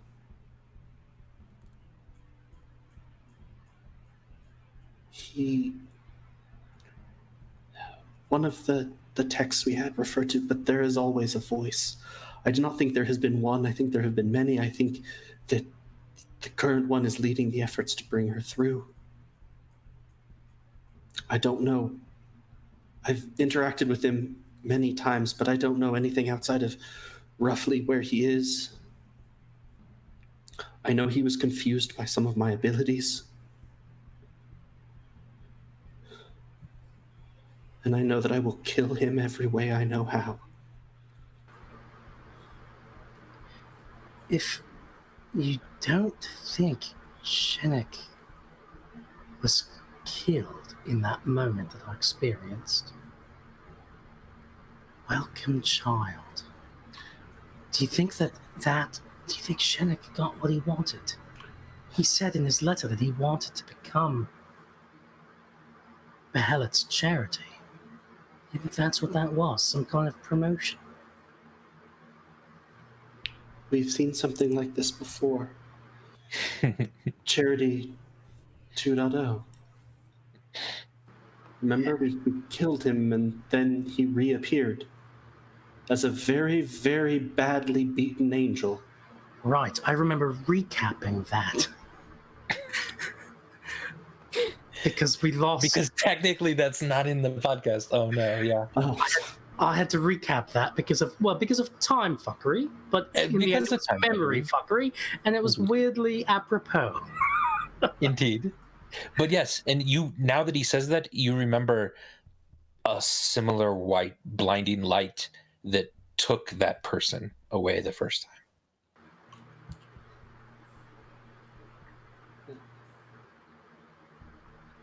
So if he's the new charity of Behelit, does that mean that's separate from the shadow charity? How many charities are there going to be? This is ridiculous. And how are we going to choose which charity to donate to? Thanks. I'm still confused about I thought we cleared that up with Stormbringer in episode 3. Yeah. That was for you, Stormbringer. I do not know the full scope. Perhaps the Shadow Me is purely designed to serve as Behelit's vessel. Perhaps she no longer needs me or Shadow Me to be her charity. Maybe Shenik is getting a promotion.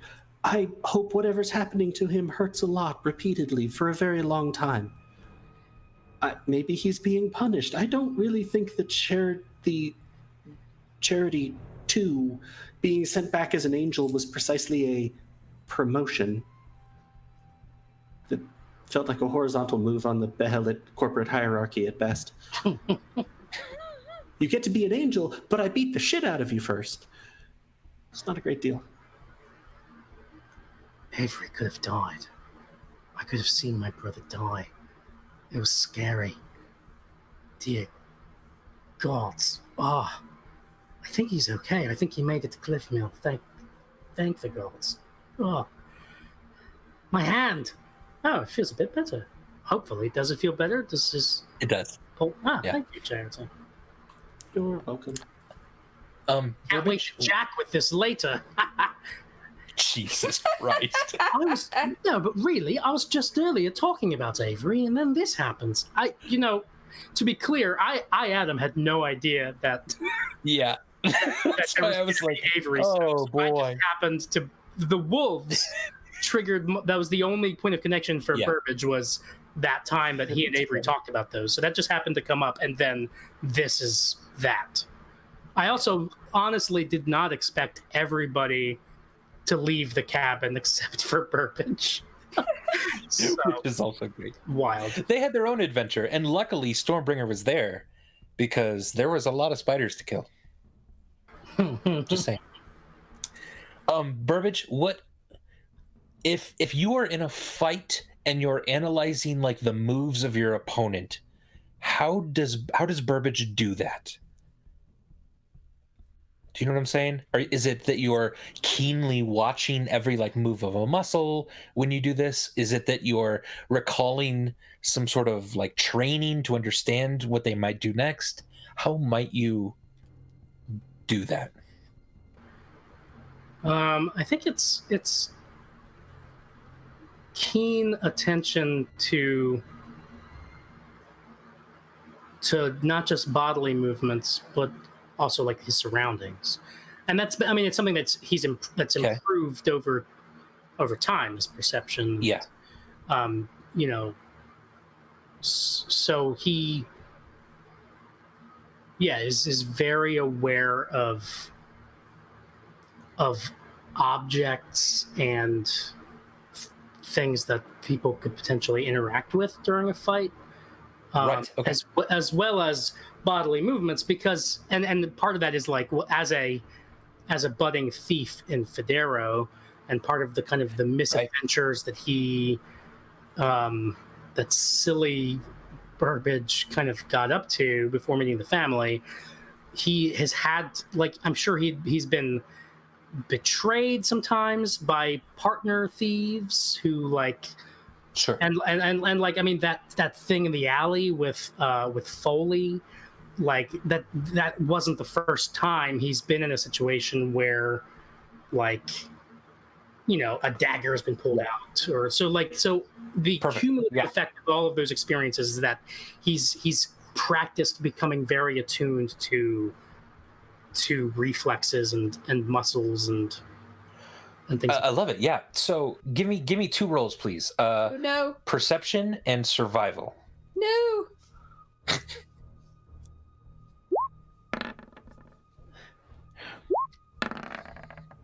28 perception, 17 survival. All right. Ooh. Okay, good. Thinking back on that fight, you learned a lot of information about Shenik. Not just the sandwich thing. Not But- just the sandwich thing. Okay. Okay, so here are some things you learned. You learned that those 4 different blades blocked incoming attacks, but only to a point. The fastest attack that Avery made got through. So that's interesting.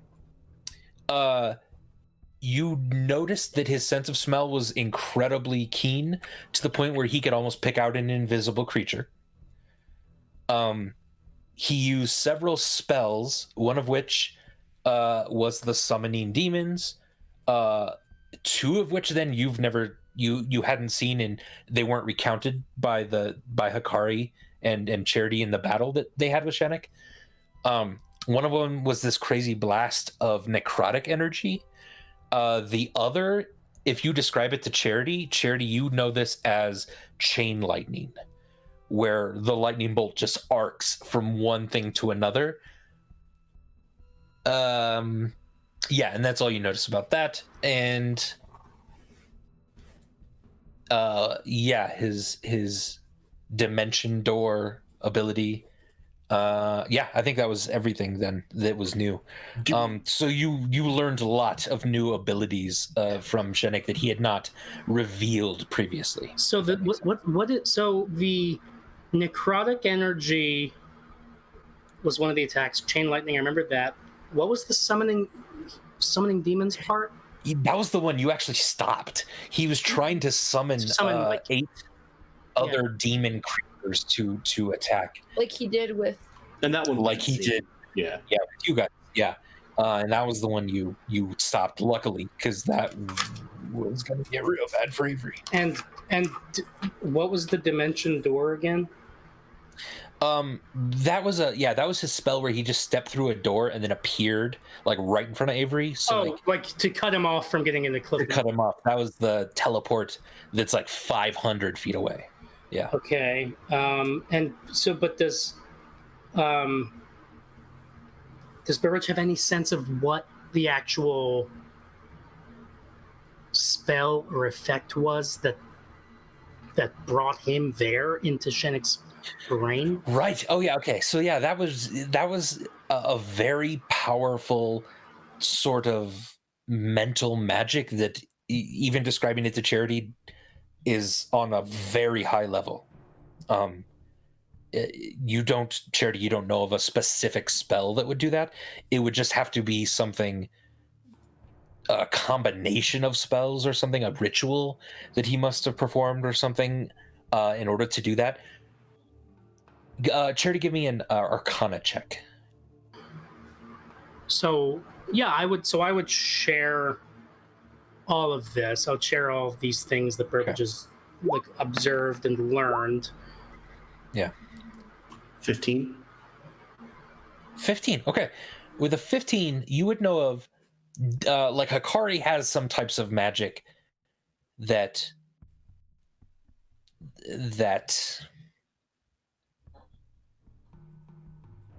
call upon sort of another deity in order to like gain that sort of gain incredible knowledge of or gain some sort of mental acuity for. But you have to be very familiar with the creature, not necessarily with where they are. Does that make sense? You don't think that Shenik knows where you are, but you think he has a very acute sense of Burbage. Mhm. So yeah, Burbage would share all of this. What was the one attack that Avery, his fastest attack, you said, that was able to get through the 4 blades? What was that attack? It was him throwing a dagger from being invisible. And when you say fastest attack, you mean literally like rolled highest. Yeah. Oh, basically the highest attack roll. So yeah. that they provide, so above the table, they provide a bonus to his AC, but they can be overcome. They're not a perfect like wall of force level. Nothing goes through them. Okay. Yeah. So good. So Burbage would share all of that, and then he would say, Avery had been making a deal for my protection. He was going to give that music box, and he did give Shenik that music box. He did, yeah. To extricate me from what's going to happen. It was weird, because at first I thought Shenik said staycation, but he actually said extrication. Sort of a little coincidence, don't mind saying. He's gonna go. Sorry, there's a car going by. Cherry's gonna go. Music box, you say, and go over and pull out the record of the Light Keepers. Flip. Yep. That seems not great. And so while I would just finish up, Burbage's thought would be like, and then Shenik said that he would never spare my life for anything now because of what we did to him. He's real mad at us, guys. He's not happy. He's really mad. He tried killing Avery, but... And then that is my understanding, that Avery was safe at the end of that. Yes, really, really hurt. Don't get me wrong. But alive and in town with people that you know would take care of him. So, Okay. yeah. And so then, what about the music box, Charity? What's that book there? I did not wade through the whole 30 pages of this. Why I not? read it very quickly, and I'm going to afterwards, but You should. there are a couple of relevant passages to the music box, right? Because you pointed that out to me. Yes, there are. Yep. So, and the idea of a tinkerer's music box seems like this might be C. Wren's music box from that story. And in that, is and it tied to right? that So box did? that it was hinted at then. The journal didn't go quite that far to actually what it was accomplished with it, but it hinted that it might be needed to hold back a great darkness. The darkness that the Light Keepers were trying to stop. Cool. Yeah. Charity's going to sort of rub his jaw as he's looking at it and pointing out these passages and saying this to people. And he goes, it seems like we need answers from a long dead asshole.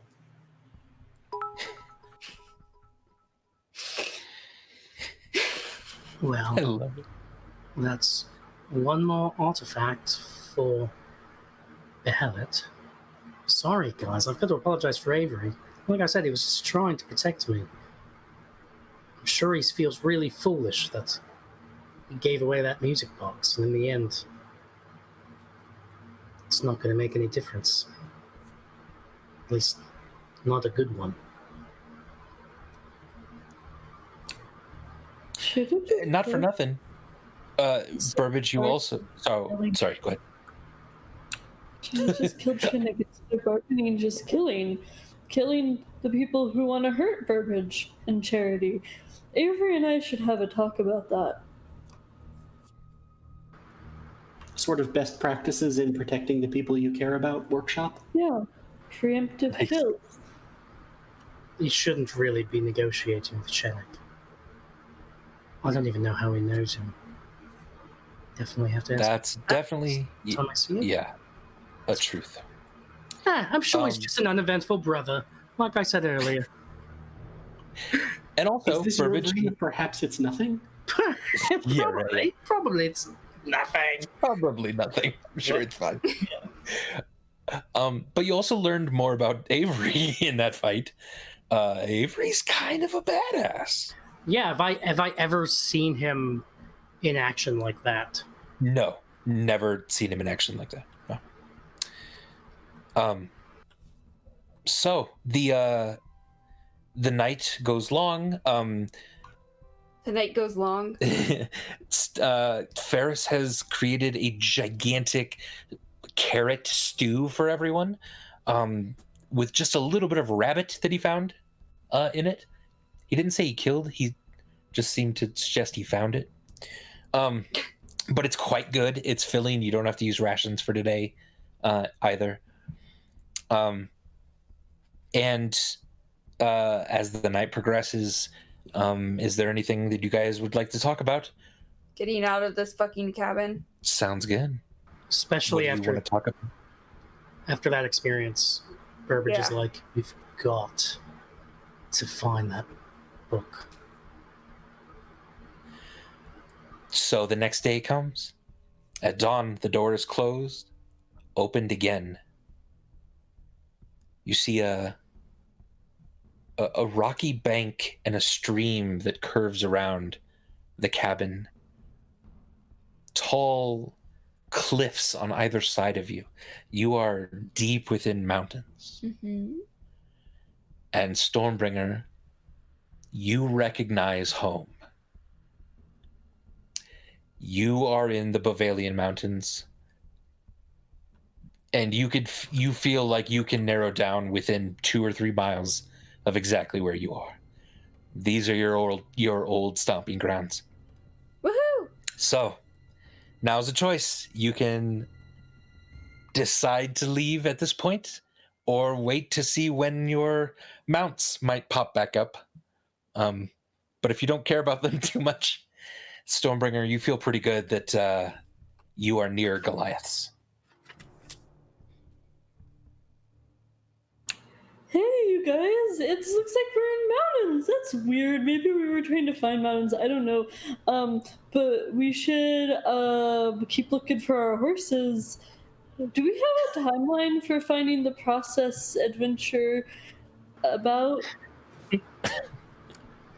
It's I feel like if we try to look for our horses, we're gonna have to keep staying in this cabin. it's a really Corey's cozy going cabin, crazy. Corey. What? It's a really cozy cabin, though. And I don't know, like, maybe we're not ready to find the process adventuratorium. Man. I'm just like, well, I don't know about anyone here, but I am not getting back in this cabin. I'm staying here. I think we should go find Stormbringer's Well, stuff. according to Yeah, Stormbringer, here is near where her tribe is. And her tribe are the ones who apparently have the process Avatarana, who were given it for safekeeping. Exactly. So we have to find that and get out of this cabin. We'll tell. I just don't know if it's gonna be that, like, simple, right? Like, the tribe is fractured, and Dawn Protector's mad at me, and they're all mad at me, and why do we need the process adventurarium? You know how we're concerned about Charity's well-being and we want to protect him, right? A big part of that is getting our hands on this book so that we have more information about the types of artifacts and magic that Behelit's, people are going to need for their nefarious bullshit. Which I think has something to do with cloning, and which sounds like they might have already done. And, bringing a god into the vessel. That sounds like Shadow Charity's the vessel. Anyway, we're running behind. I think we've got to catch up. I say we ask Ferris and the Bavalian Ravagers to keep an eye out for our mounts. as they continue on their merry home of many doors way. And then maybe, they can, maybe the Bavarian Ravagers could come and help us in the big epic fight at the end of the campaign. Maybe they'll come with our mounts and Gold. yeah, but maybe time operates strangely in the cabin, and maybe by the time they get back to the original location with our mounts, maybe they will have grown up and they can ride our mounts and come to the epic final battle against Behelit and True. help us in the fight. Sounds good to me. Let's go. Hikari's got her pack on already and is out the door. Ferris comes over to you, Charity. Just kind of puts his hands on your shoulder and then kisses you in the forehead. Just lingers there for a moment. He smiles at you widely, and then produces a small little pouch of like rose and lavender for tea for you. Who does he do this with? Charity. Ah. Charity seemed to like it the most. Thank you, Ferris.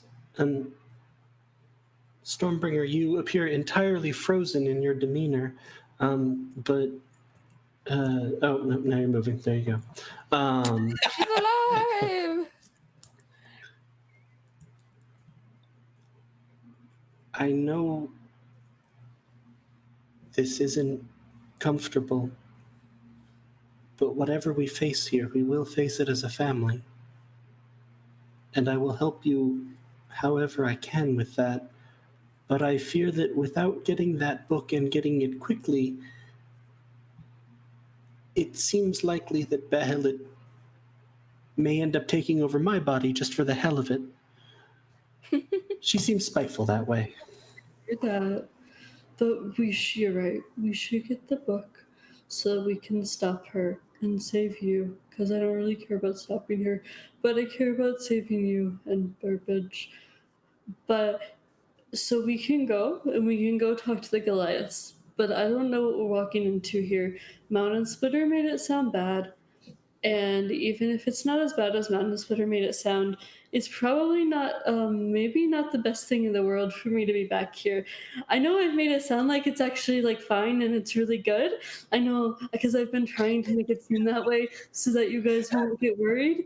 But it's actually, just so you know, it's probably not good.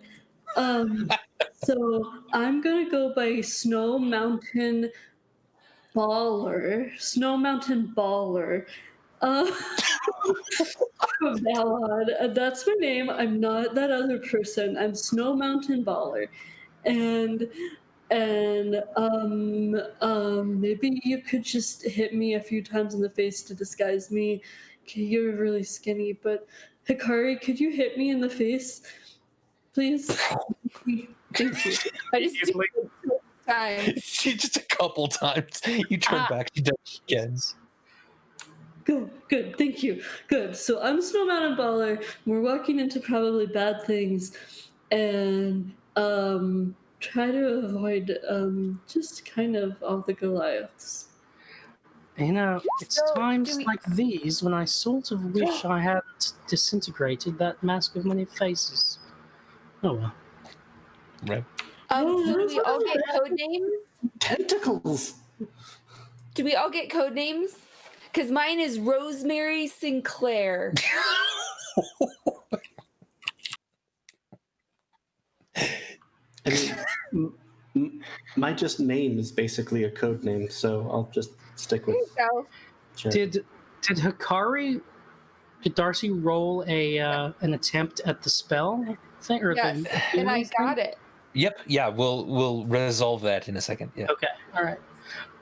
Oh yeah, if we have code names, should I go with a classic like Attaché-Adric, or should I come up with something new? Decisions. Partial to Theodruxac. Theodruxac, yeah.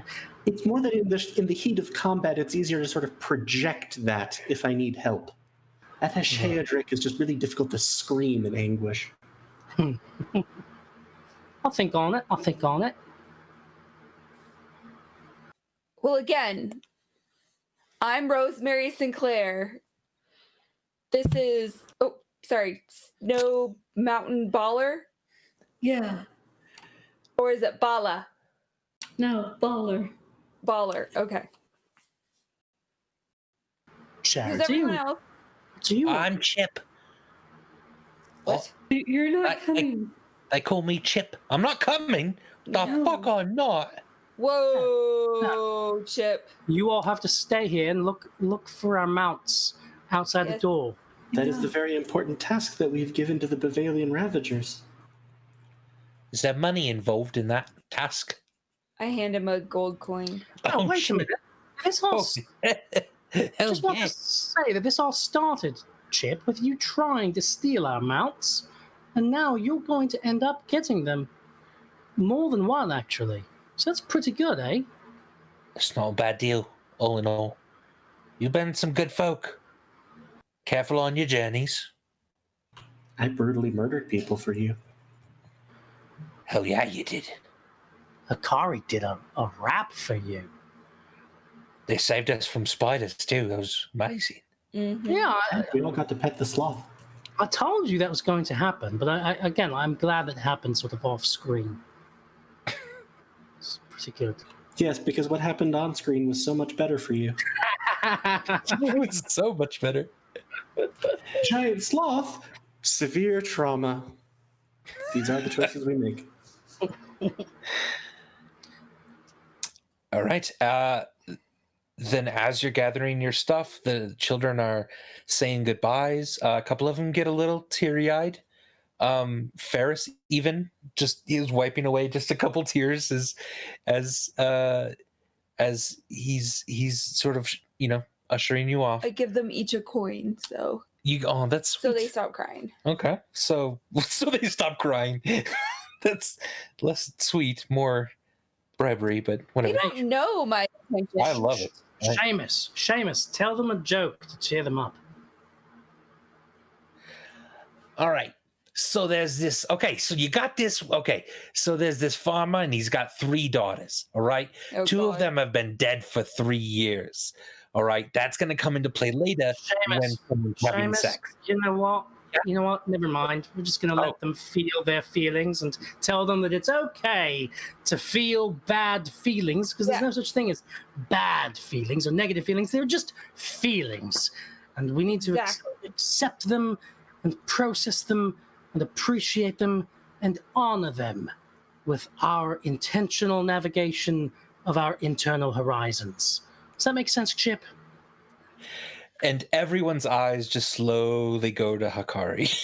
I just shrug and go, woo! With some gold coins down. They all pick up gold coins and put it in their pockets. We're still working on her. It's fine. All right. So you gather your stuff. You head out ready to cross this stream in front of the cabin. Right now, Stormbringer, your goal is to just try to get to high ground and then find any sort of tracks or any sort of clues to where the nearest camp of Goliath might be. But you feel you're in the area. You feel this has been these paths have been home to the nomadic Goliath tribe that you're a part of for many, many years. So it's not going to be long now. Leaving, Hakari, you just kind of hold just a bead of one of your necklaces, just kind of in your hand, and you're praying again, thinking about what Burbage said about feelings. Feelings. And you rolled a 1. Oh. So your god, you see several different leaves fall in front of you and then sort of hover just about head height in front of you, and you go and you pick one of them out of the air and you let it fall to the ground. And as it falls to the ground, you look back on your friends with now much more connection and feeling than you ever had before. Yay!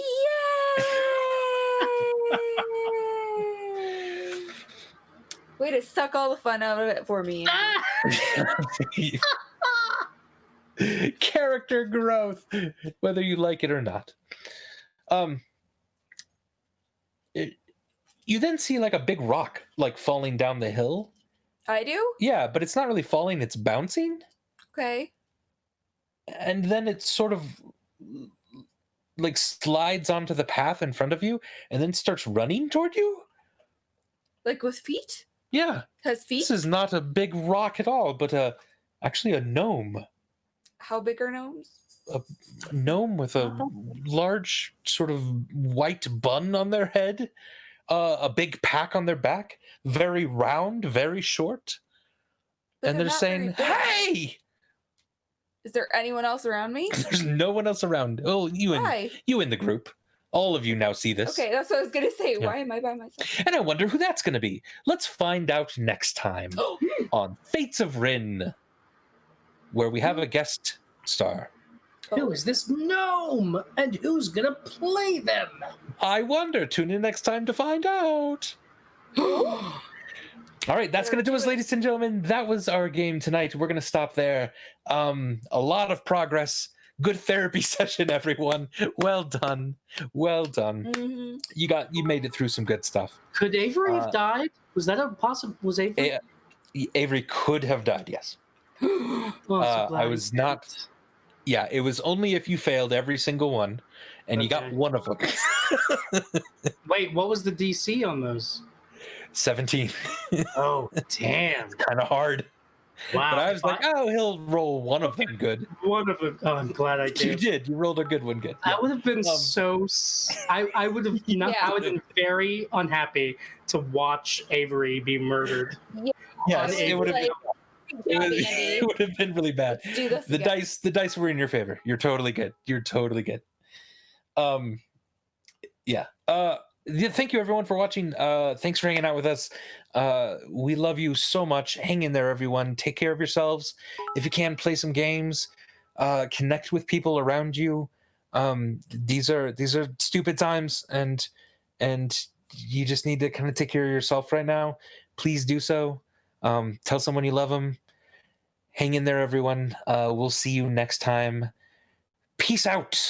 Good night. Good night. Have a good night, everybody. Good night, everybody. Take care of yourselves and each other. Bye bye. Bye.